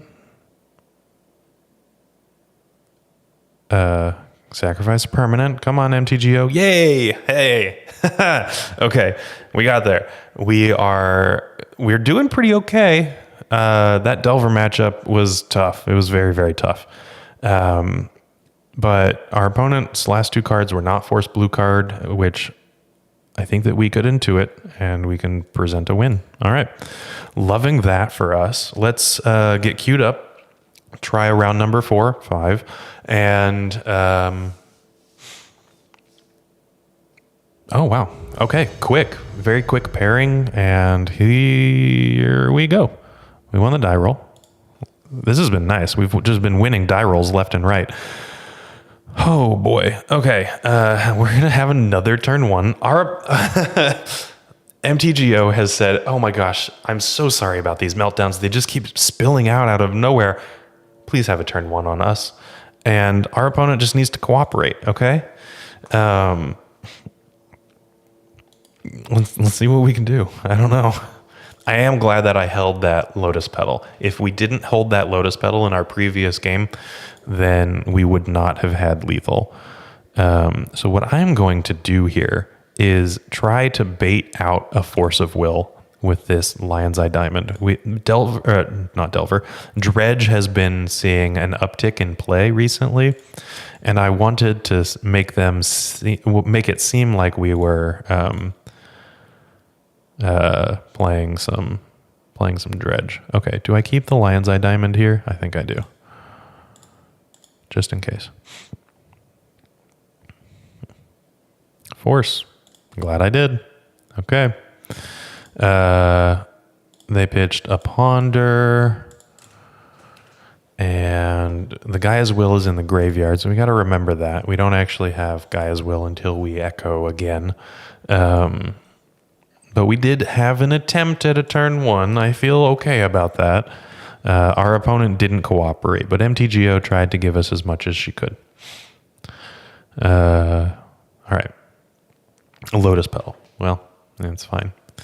Do I play this out? I don't know. At this rate, our opponent is playing a game 1 meltdown just in their main deck. Then that's how that's going to go. The reason I was thinking about playing out the Lotus Petal is because, yeah, they could have a scam or discard. Okay. Our opponent is playing Beans. Well, now they're not likely playing scam cards, and the Tendrils in hand is not bad.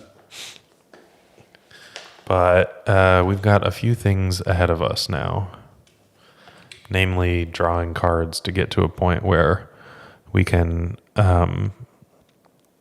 double Beans. Okay, well, our opponent has their engines online, and the second I put something on the stack, they're going to force it and just keep churning through their deck.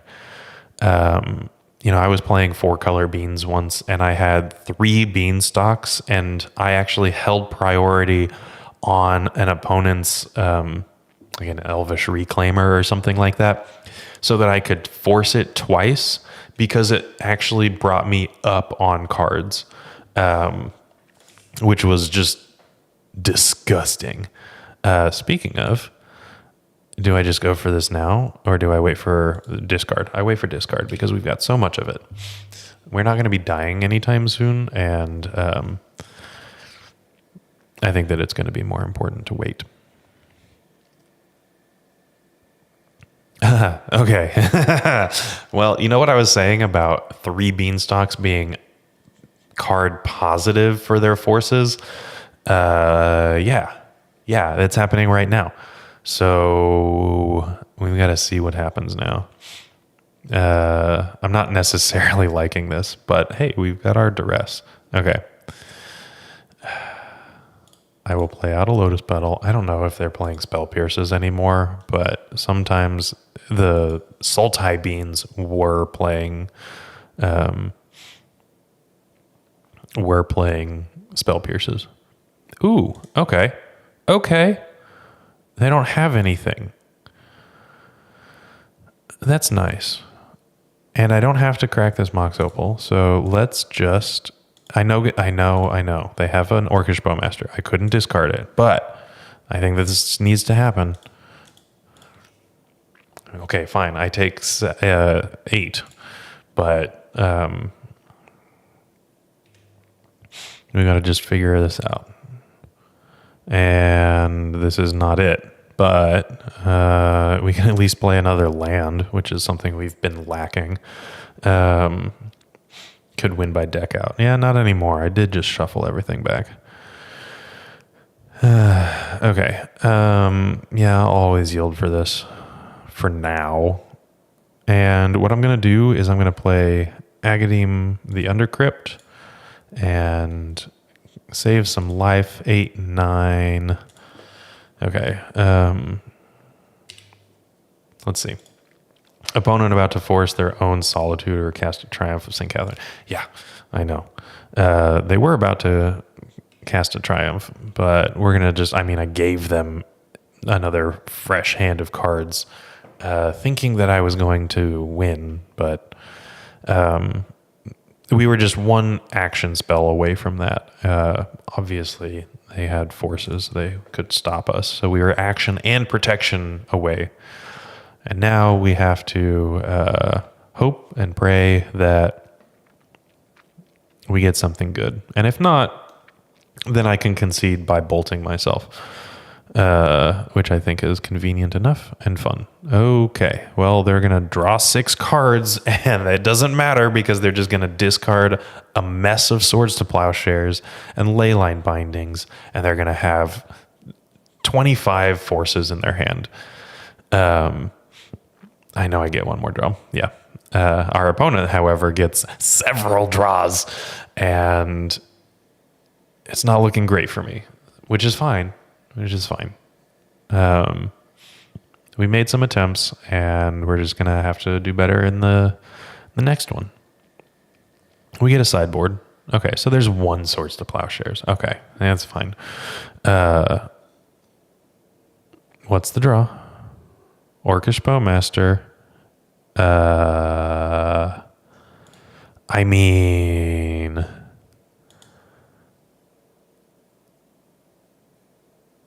that's not nothing, right?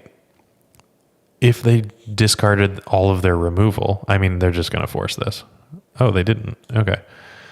They need 2 pieces of removal because I can just jump this. I don't know. Yeah, that was kind of backbreaking. The 3 Beanstalks and a Lorien revealed was... Oh, okay. Sorry. I spoke too soon. My opponent wanted to say, hold on, wait now. 4 Beanstalks. Let's give them a point of damage. Not that it's going to matter. Okay. Let's chump here. They did get rid of that Swords to Plowshares, so that's kind of fun. And I've got another attempt here.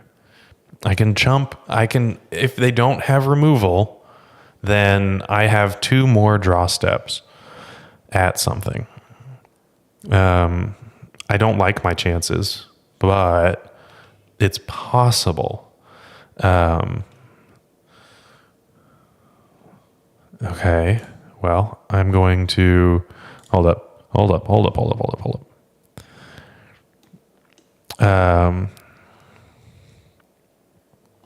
So let me tap this, cast a Mox Opal.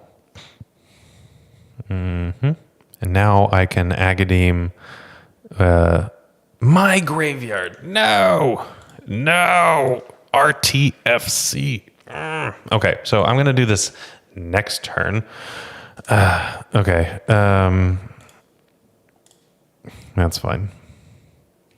Didn't need to do that. Okay. However, we've got something going on. A Bowmaster. Okay, that's good enough. Let's hit the sideboard and try something out that's better. Okay, so they have Leyline Binding, which means that my sideboard cards are not at their best.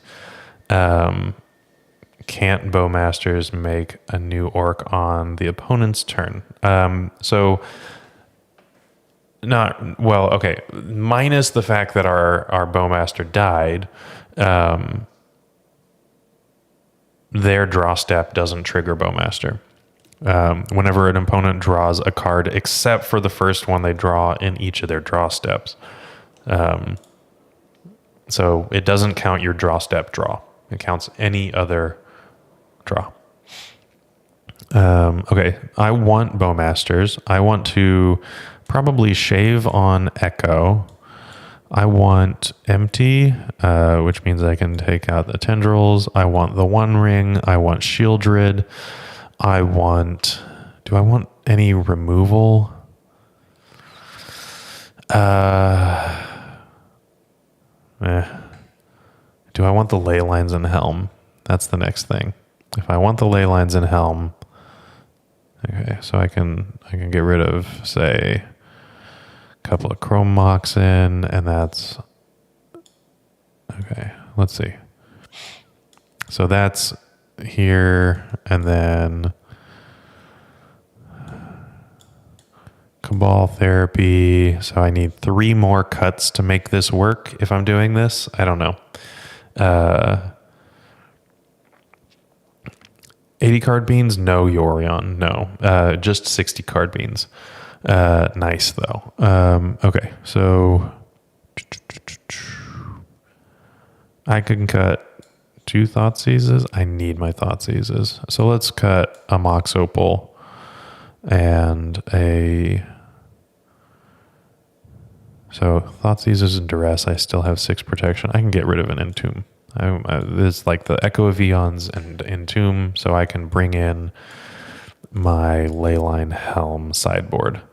Let's try that out. Rare for you to see Bowmaster tokens die? Yeah, it's true. Okay, I won the die roll. No, I didn't. I just lost the last game. And I like this. I like this hand. Okay, we're going to keep this. And this is an Urza Saga game for sure. 4 color beans may have wastelands, but I'm guessing not.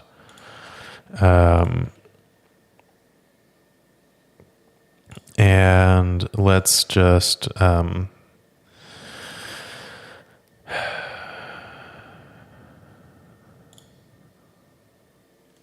what I'm going to do is I'm just going to play the Chrome Mox. I'm not going to play the Lotus Petal, but I am going to play the Chrome Mox, and I'm going to imprint the Beseech the Mirror. This gives me a Bowmaster on their turn, on their end step,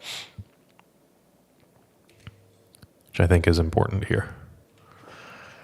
And then the Lotus Petal can get me 1 activation, and then I'm going to try, maybe, to Echo with the Bowmaster out. That could be nice.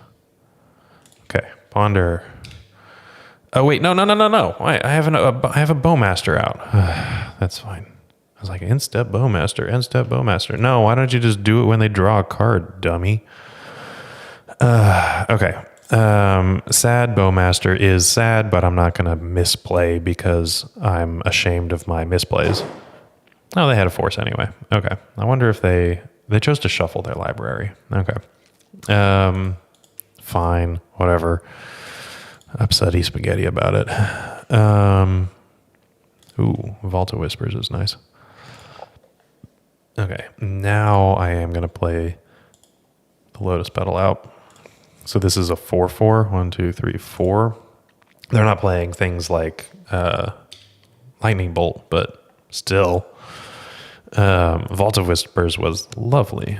So I don't think that they could give something -2, -2, or -3, -3, but I'll play out the Lotus Petal anyway.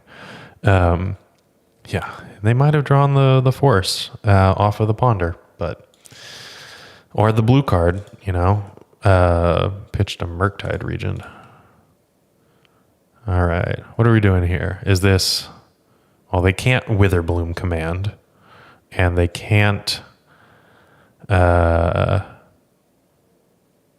Leyline Binding, so this is just a bean? Okay, sure. That's fine.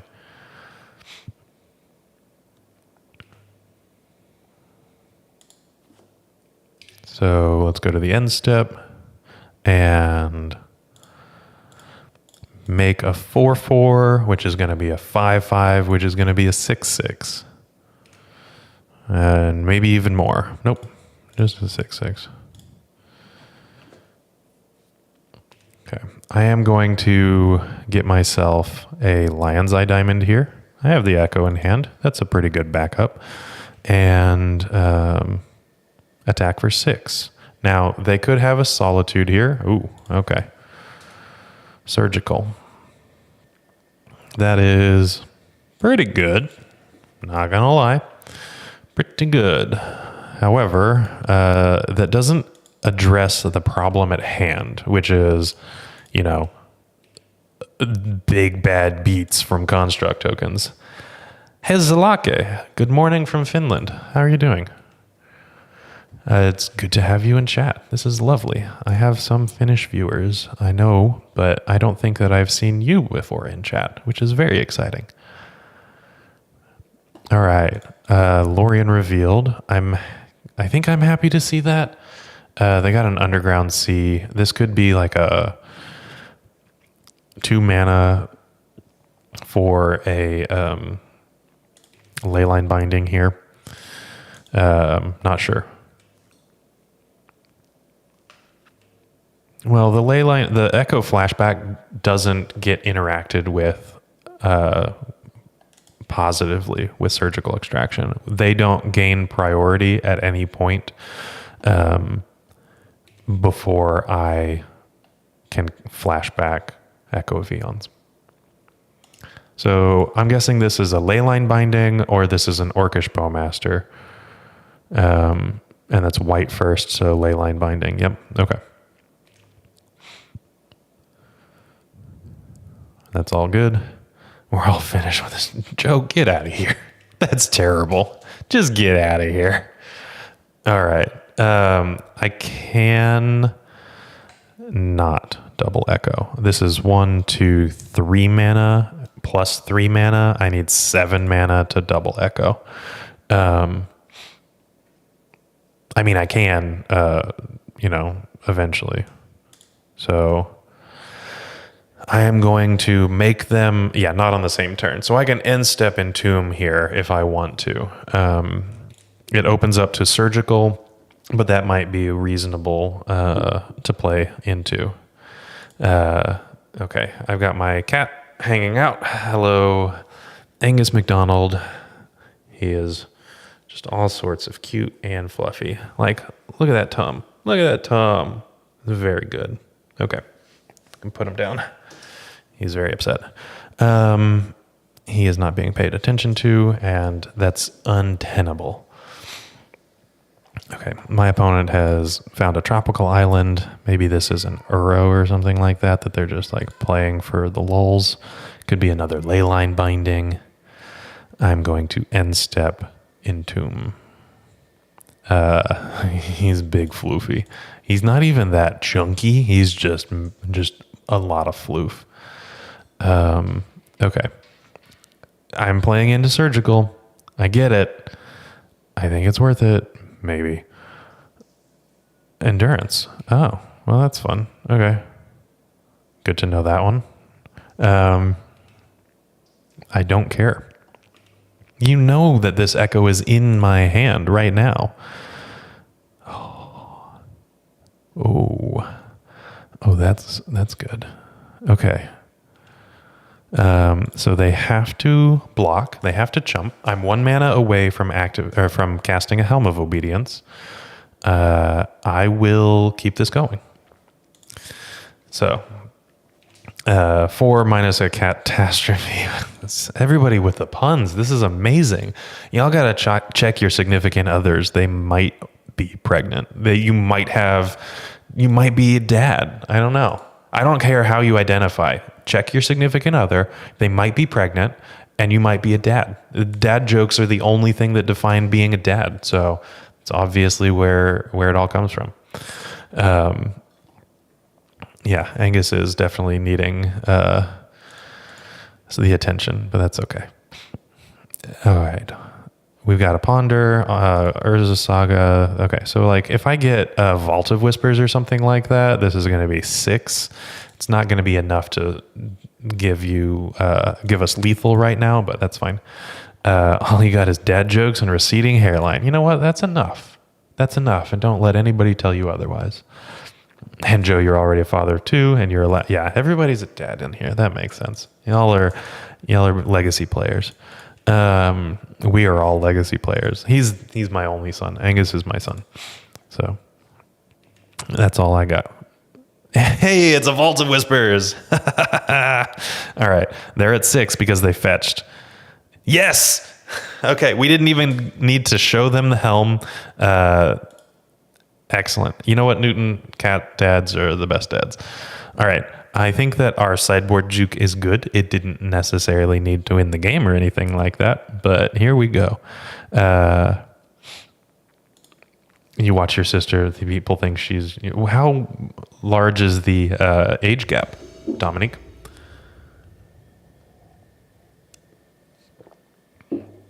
Okay. That was a lot of sweet at the very bottom of that. Oh my God, this is an amazing hand. Okay, I'm going to keep this. 15 years? Yeah, that'll do it. Okay. That's pretty, that's quite the age gap. So I can understand how people might misconstrue that. I like my hand. Okay, so I didn't talk about this before, but we do have to be moderately concerned about something like Force of Vigor.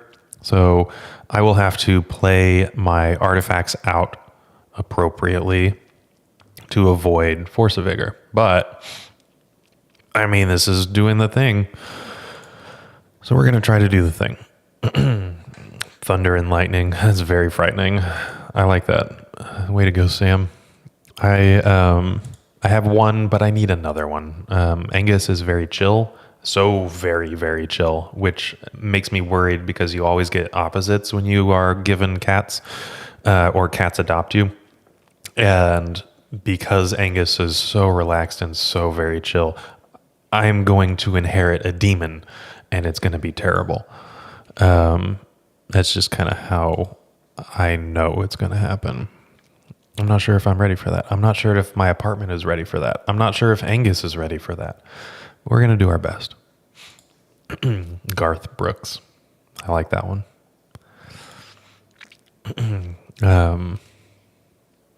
Okay.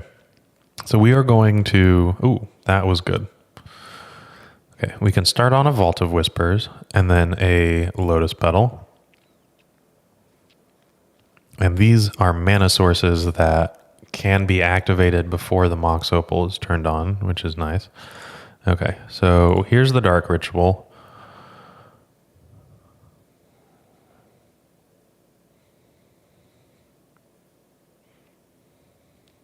And what I'm going to do is see about Orcish Bowmaster first.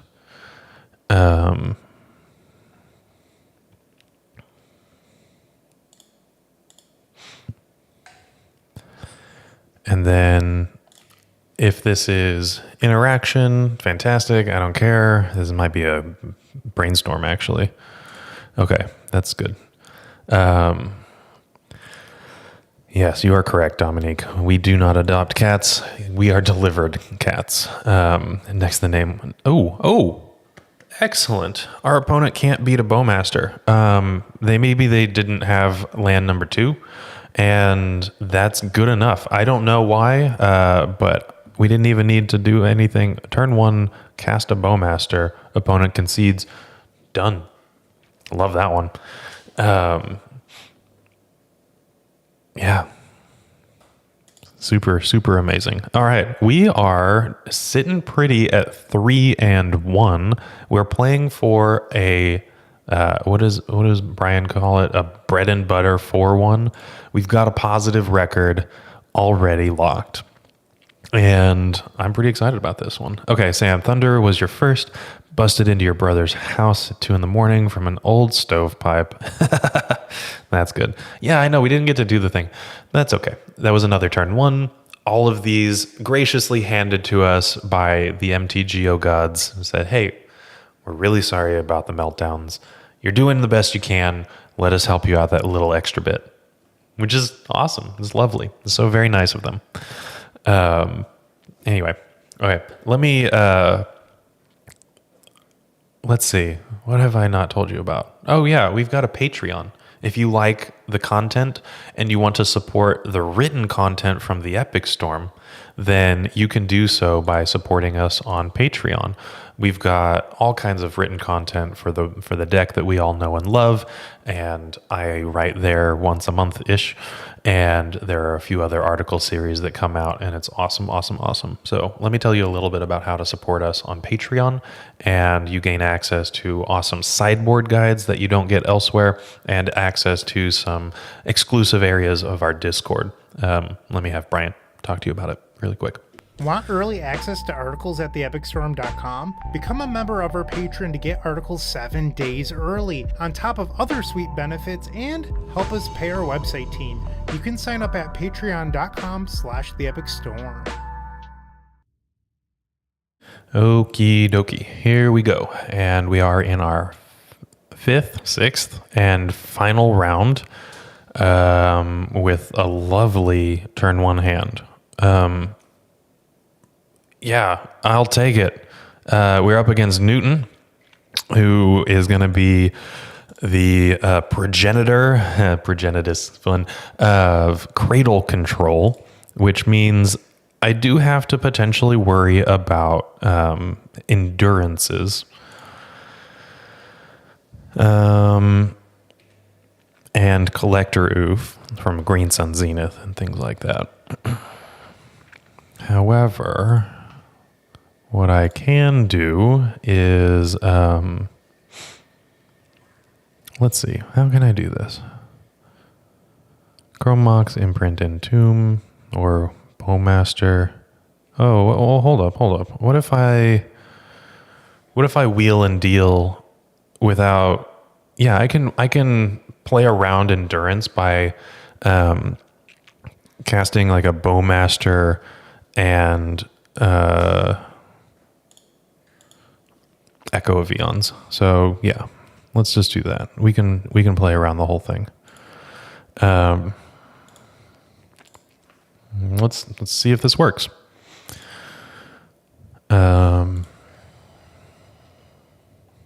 And we can take their ignoble hierarch along the way.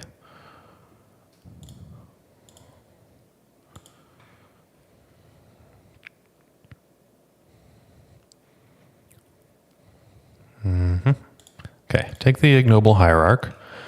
Easy peasy, lemon squeezy, and then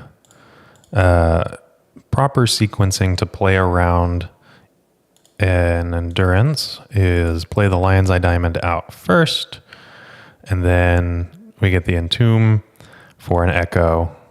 And our opponent has no, so since Lion's Eye Diamond is a mana ability, let's tap this for, then our opponent has no time to interact with this before it's on the stack. So that's kind of fun.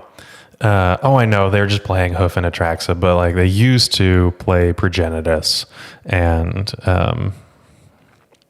it's kind of a fun pun. All right, so we don't get to win the game right away, but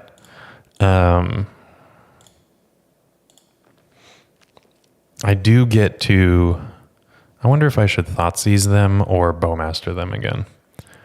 Now I did the thing. And I think that what I'm going to do, I mean, I could keep doing the thing, actually. Oh my gosh, yeah, I have the whole thing right here. Hey, they have endurance. Look at that. Okay. So, again, proper sequencing. Because they still, they have actually cast a spell, so they can't cast one of those once upon a times. Alrighty, so let's Entomb for another Echo, and oh boy, howdy, this is pod racing. This is pod racing. I think that Newton might be streaming. They might. If you want to check out the stream after this one, you can probably check it out from their side of the battlefield, which could be fun.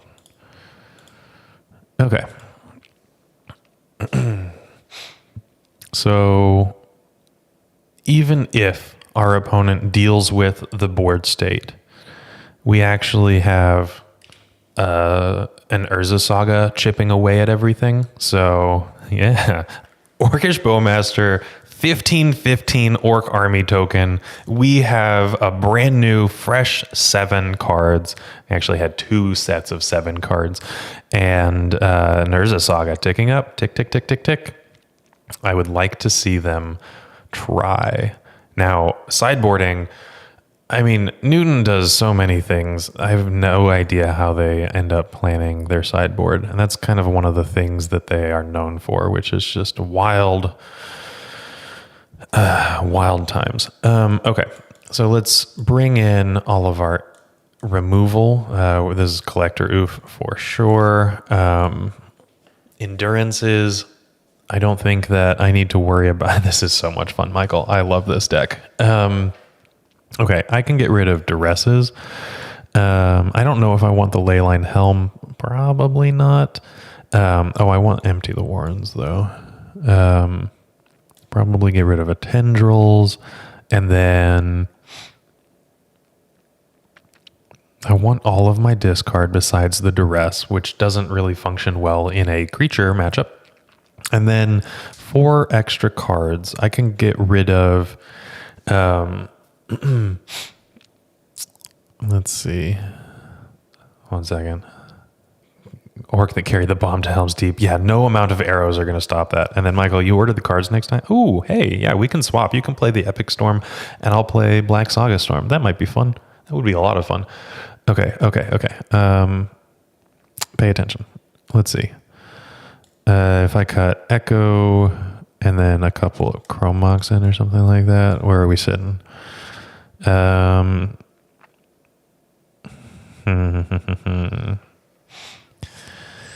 don't know. Maybe I can cut a Cabal Therapy. That's not like the most amazing thing in the world. I kind of like it.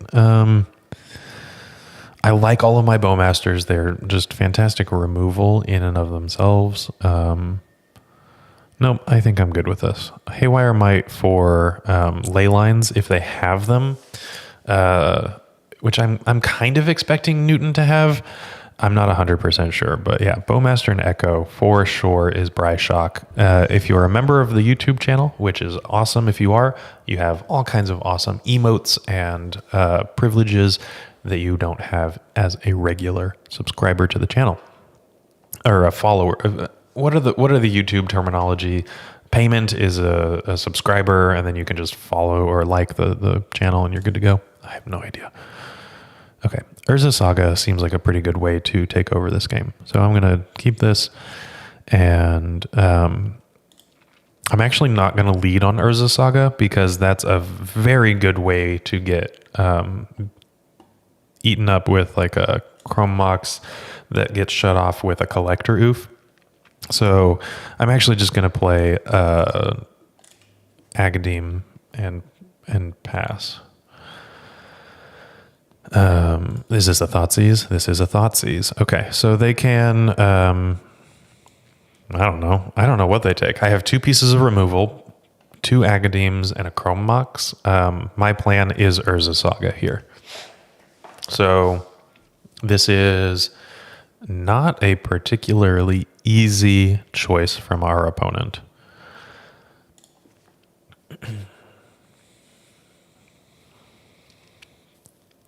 And subscribers for normal followers, members for the paid tier. Thank you, Travis. You know, I should probably know that. Thank you for becoming members. Everybody that has fun, fancy green names associated with there and like icons next to your stuff. What your current badge is, Newton? It says, hold on. I should be able to see it. Now I can report you. That's about it. Okay. I don't know. It's some kind of tornado, I think, for Storm. Okay. They took the Dismember, which makes sense. Oh, that's a good one. Okay. So I'm going to play this, and I'm not going to play these out just yet. And then next turn, I can Urza's Saga and start chugging along. I'm guessing since they didn't take one of the Agadims, that they don't have a Collector Oof. Because what they could have done was take one of my lands here. I mean, I guess that so they can still have Collector Oof. I didn't Urza Saga because a Collector Oof would shut down my ability to make constructs with the Chrome Mox. So I want to delay it by a turn to guarantee that I have the ability to make constructs with this other Academes. So that's why. All right. We're just waiting on our opponent, who is likely talking to chat. I really do highly recommend checking out their stream after this. Awesome content creator, super fun to watch. Iterate so heavily on a deck that they very clearly love. Gets pretty wild. It gets very wild, some of the choices that come into play. It's very surprising and exciting. All right, discard would be great. Beseech the Mirror is not bad either. Okay, so this could get Force of Vigored. It did not. And I'm just going to...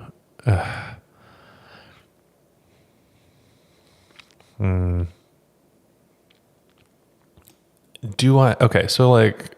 Bog is tutorable, so is Gaia's Will. I think I'm just gonna...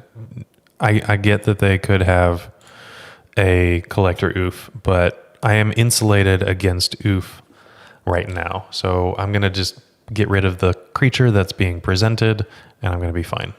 And yes, it is the only Elves deck that's around because of Orc, which, I mean, admittedly, we're playing Orc, and I would have loved to have seen... combo elves, but now we're having Cradle control elves, which is, I mean, the next iteration for sure. It was a thing before Orcish Bowmaster because it was good against Plague Engineer when that was a thing. However, it was just primed and ready to go to be the next elf deck when Orcish Bowmaster popped up onto the scene. So, yeah.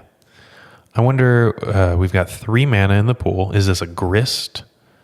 No, looks like a Green Sun Zenith. They're paying costs, so I'm guessing this is Green Sun Zenith. There we go. And there's a Collector Oof. Okay, we are insulated against Collector Oof. What am I telling you? And now I am going to bolt in... Oh, Feed the Swarm. That's nice. Just another one. Okay, I'm going to bolt this in so that I can actually,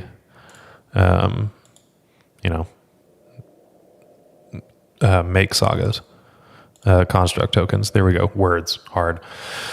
Now these are not activatable, and I'm not going to imprint anything, even though I have the removal, because our opponent is a Thoughtseize deck and definitely could have interaction on that level. So, Feed the Swarm just currently sitting happily in my hand, ready to go at a moment's notice. I mean, it's a sorcery, so not a moment's notice, maybe a few moments. Mostly names Orc now for the... Yeah, you're wrong. You're not wrong. It definitely names Orc. Okay, so here is a construct. It's a 3/3. And yeah, this is a sorcery, which is why it's several moments. And we draw for turn, and it's a Lotus Petal. Okay, that's kind of fun. Let's make more constructs. And we'll get a Mox Opal. Is this opposition agent? Okie dokie. So you get a Haywire Might. Is there a Haywire Might in there? There is a Haywire Might. So it can get rid of one of these constructs at some point. Good to know. I cannot instant speed. I don't have mana. I don't have source instance. So that's unfortunate, but it is what it is.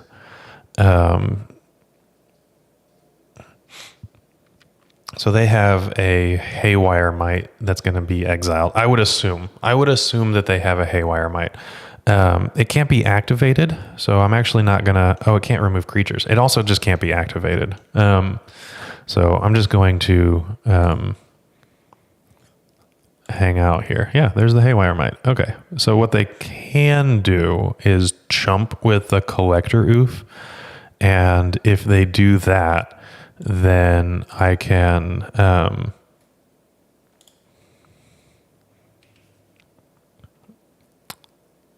just feed the swarm the opposition agent.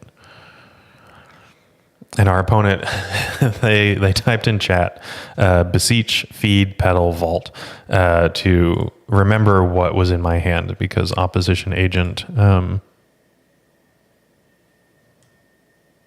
doesn't show you, I guess. Okay. So we'll have to see what happens.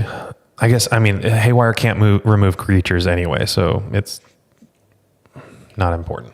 Our opponent has 3 cards in hand. And I have a removal spell for their opposition agent or Collector Roof, whichever one I think is going to be more important. Right now, I think it's the opposition agent because I do have this as Beseech the Mirror in hand. But both are moderately annoying. We'll have to see. Okay. Do we have ways to remove constructs? I would imagine so. But 2 constructs, I don't know.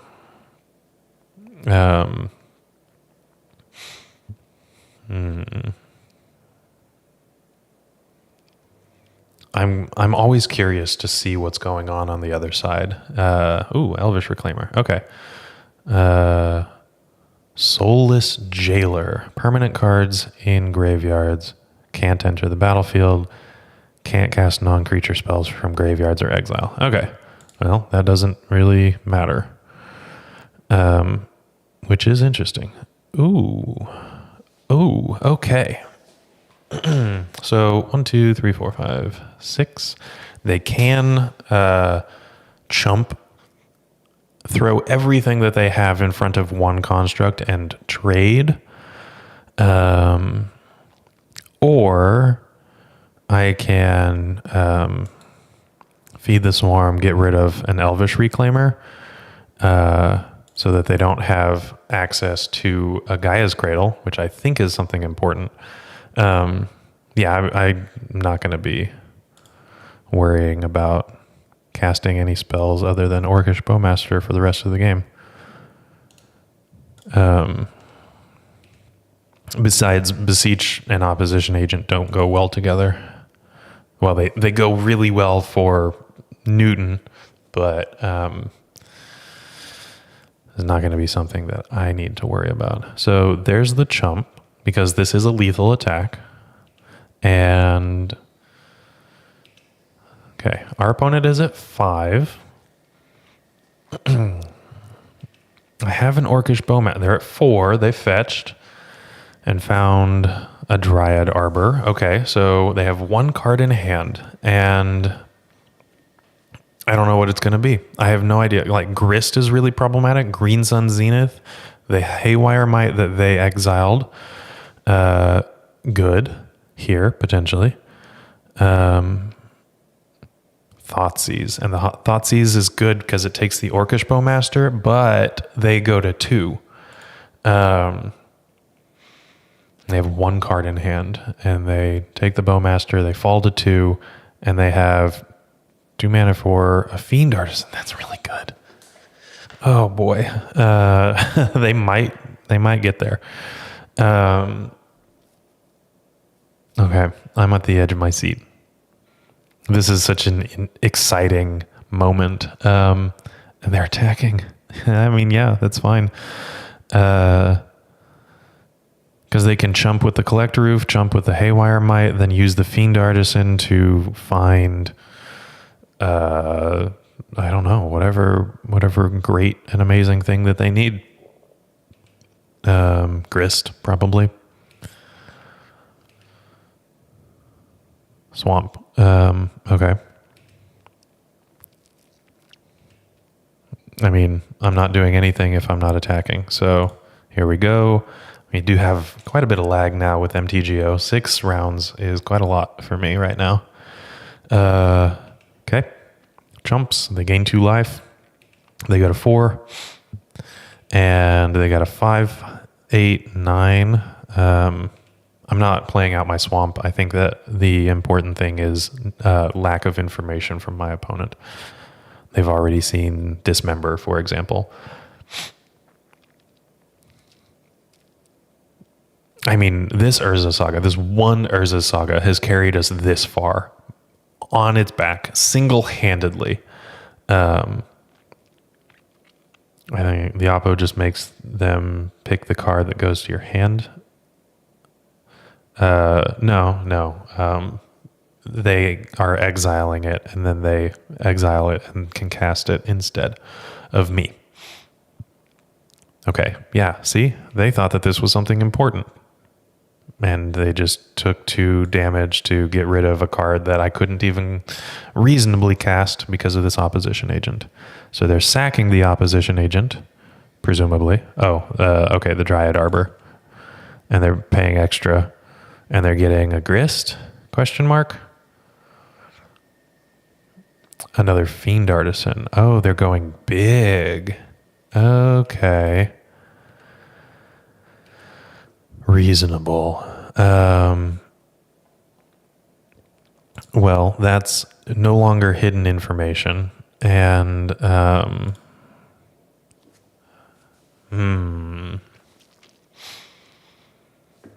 okay, sure. I'm going to attack. The Fiend Artisans are going to get too big, so I need to attack. We're going to trade. Oh, they're going to take 6. I'm going to get rid of the opposition agent. They have a Fiend Artisan left over, and that's an 8/8, and I have a 5/5. They're at 2. They have no cards in hand. They're drawing to 1. I am at the edge of my freaking seat. And they found something that they can cast, or are they getting something with Fiend Artisan? They found something that they can cast. Oh my gosh. How crazy. They found a Green Sun Zenith? Oh my gosh. That was such a good draw. Okay. I would like an equally good... Yeah, they have a pair of 8/8s. This is ridiculous. I'm dead. Oh my gosh. Okay, I need a... well, that's not going to do it.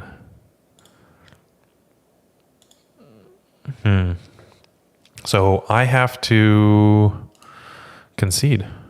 Wow. Okay. Our opponent really just did well for themselves and forced a decider here. That was so impressive. Okay. I don't think that I want anything else. I don't want the Helm ley lines, although that does turn the Fiend Artisans off. The Helm is just super weak to Collector Oof, to Force of Vigor, things like that. So, or the ley line is weak to Force of Vigor when I Helm. So, yep, okay. We're just going to keep it going. That was wild. Okay. Exciting, not in a positive way. Very nerve-wracking, but that was super, super cool. Okay, we are tied up. We are facing a decider, and we are playing for a 4-1. All comes down to one game. Yeah, this is pretty good.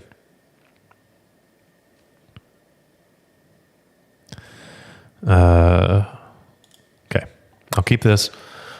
This has got like pseudo in removal for Leyline hits all their buffs on guys. Any good here? No, I don't think so. The buffs are not important. I mean, obviously it was important there, but I don't think that it's important at any other point. They just have too much that interacts with it. Force of Vigor's a key one, but like Collector Oof just turns off my ability to Helm with and then the ley line is pointless if the Helm doesn't work. So yeah. Okay. Yeah, the playset of Thoughtseize is kind of tough. They likely take the Bowmaster here, but they could take the Lion's Eye Diamond. It's one of these two. I would probably take the Bowmaster because it's the only thing that I'm doing. But it could be interesting to see what's chosen. If they take the Lion's Eye Diamond and I get a...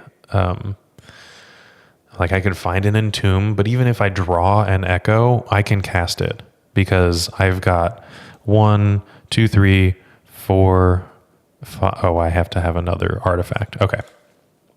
Excuse me. I would have the requisite amount of blue mana using the Mox Opals and Lotus Petals and things like that to actually hard cast an Echo if I find another artifact. So I think that the Lion's Eye Diamond is not necessarily the best pick. The Bowmaster is probably the pick.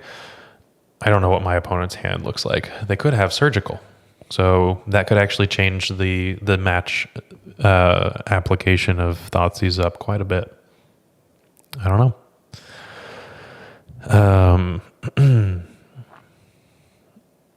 Let's see. They are taking their time. They're picking Bowmaster. Okay. Makes sense to me, I think.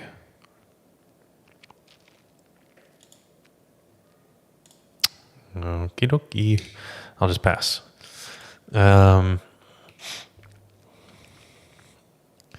I would like to draw a Beseech or... Yeah, Collector Roof. Yep, okay. That's pretty tough. Beseech would still work here, actually, if they don't have an Endurance. That's not going to work. Okay, so I have 2 Dismembers, 2 Feed the Swarms, and the fifth, the 3 mana -2/-2 with Flashback. I honestly don't know the name of that card. It's cool. It's very cool, but I have no idea what it's called. Okay, so they're going to attack for 3. They've got a very good start. Thoughtseize into Collector Oof, and oh wow, that's so good. They didn't even attack. I guess they knew that I could have been a Dark Ritual into an Orcish Bowmaster. That's a little late. That's just a smidge too late. I am going to be able to cast it and find the... hold up. No, I can't do anything yet with it. But I can find the removal spell. I can Entomb the Flashback removal spell. Which... probably good enough. Green Sun Zenith. Okay. This essentially replaces itself. Green Sun for 1 for 0 for the Dryad Arbor. They spent 1. They get another Dryad Arbor here, and that's 5, 6, 7. Okay, they just have a natural order. Wow. Okay, natural order for Hoof, and I am deceased. Wow, our opponent did work this game, and it has certainly paid off. Last game was a nail biter of epic proportions, and we ended up with a positive. Oh, sorry, that was not the right one. We are not 4-1. We are 3-2, and this felt really good. I'm going to open up this chest in just a second, but this, honestly felt really good. So let's talk about this. I think the Leyline Helm, once we finally got it in the deck, was really good. And gosh, Orcish Bowmaster plus 2 Echo of Eons was disgusting. We don't need to win with a Storm spell, even though we're playing Storm, which is a new thing for me, right? We've had Urza's Saga as a plan B, but Bowmaster by itself can win games. We've already seen that against the 4-color Beans deck. I just cast an Orcish Bowmaster and they conceded in game 3. But paired with Echo of Eons, it's just really, really good. And we have 2 ways of getting it into the graveyard. We have Entomb, which can tutor it up directly to the graveyard so we can flash it back. But we also have just like the regular Lion's Eye Diamond route to casting a Timetwister, if you want to think of it that way. So I have really enjoyed this. I think that I'm going to try to play it in paper. I think that could be a lot of fun. I'm going to use the Epic Storm token pack when I do. We have Saga tokens. We've got Goblin tokens. We've got all kinds of tokens that you could need, plus all the mana that your heart can desire. The only thing we don't have right now is an Orc token, because we designed the token pack before Lord of the Rings came out. But yeah. So with that being said, I do need to open up a chest here. So I've got a chest, and we're going to see what we get. Karth the Lion and the Black Staff of Waterdeep. So, 65 play points in one chest, though. Pretty good. I'll take it. And with that being said, thank you very much for hanging out with me tonight. I will not be streaming next week, or likely the week after that. I'm traveling for work separately, 2 different individual trips, but I am not going to be in town on those Thursdays. So fortunately, no stream from me. But if you're still around, you should go check out Hello Newton's stream on Twitch. And then you can also make sure to check out Tony Scaponi's streams on Tuesdays on this channel. So unfortunately, I'm going to miss you guys for a couple of weeks, but I will be seeing you when I see you. Have a good night, everybody. See you around.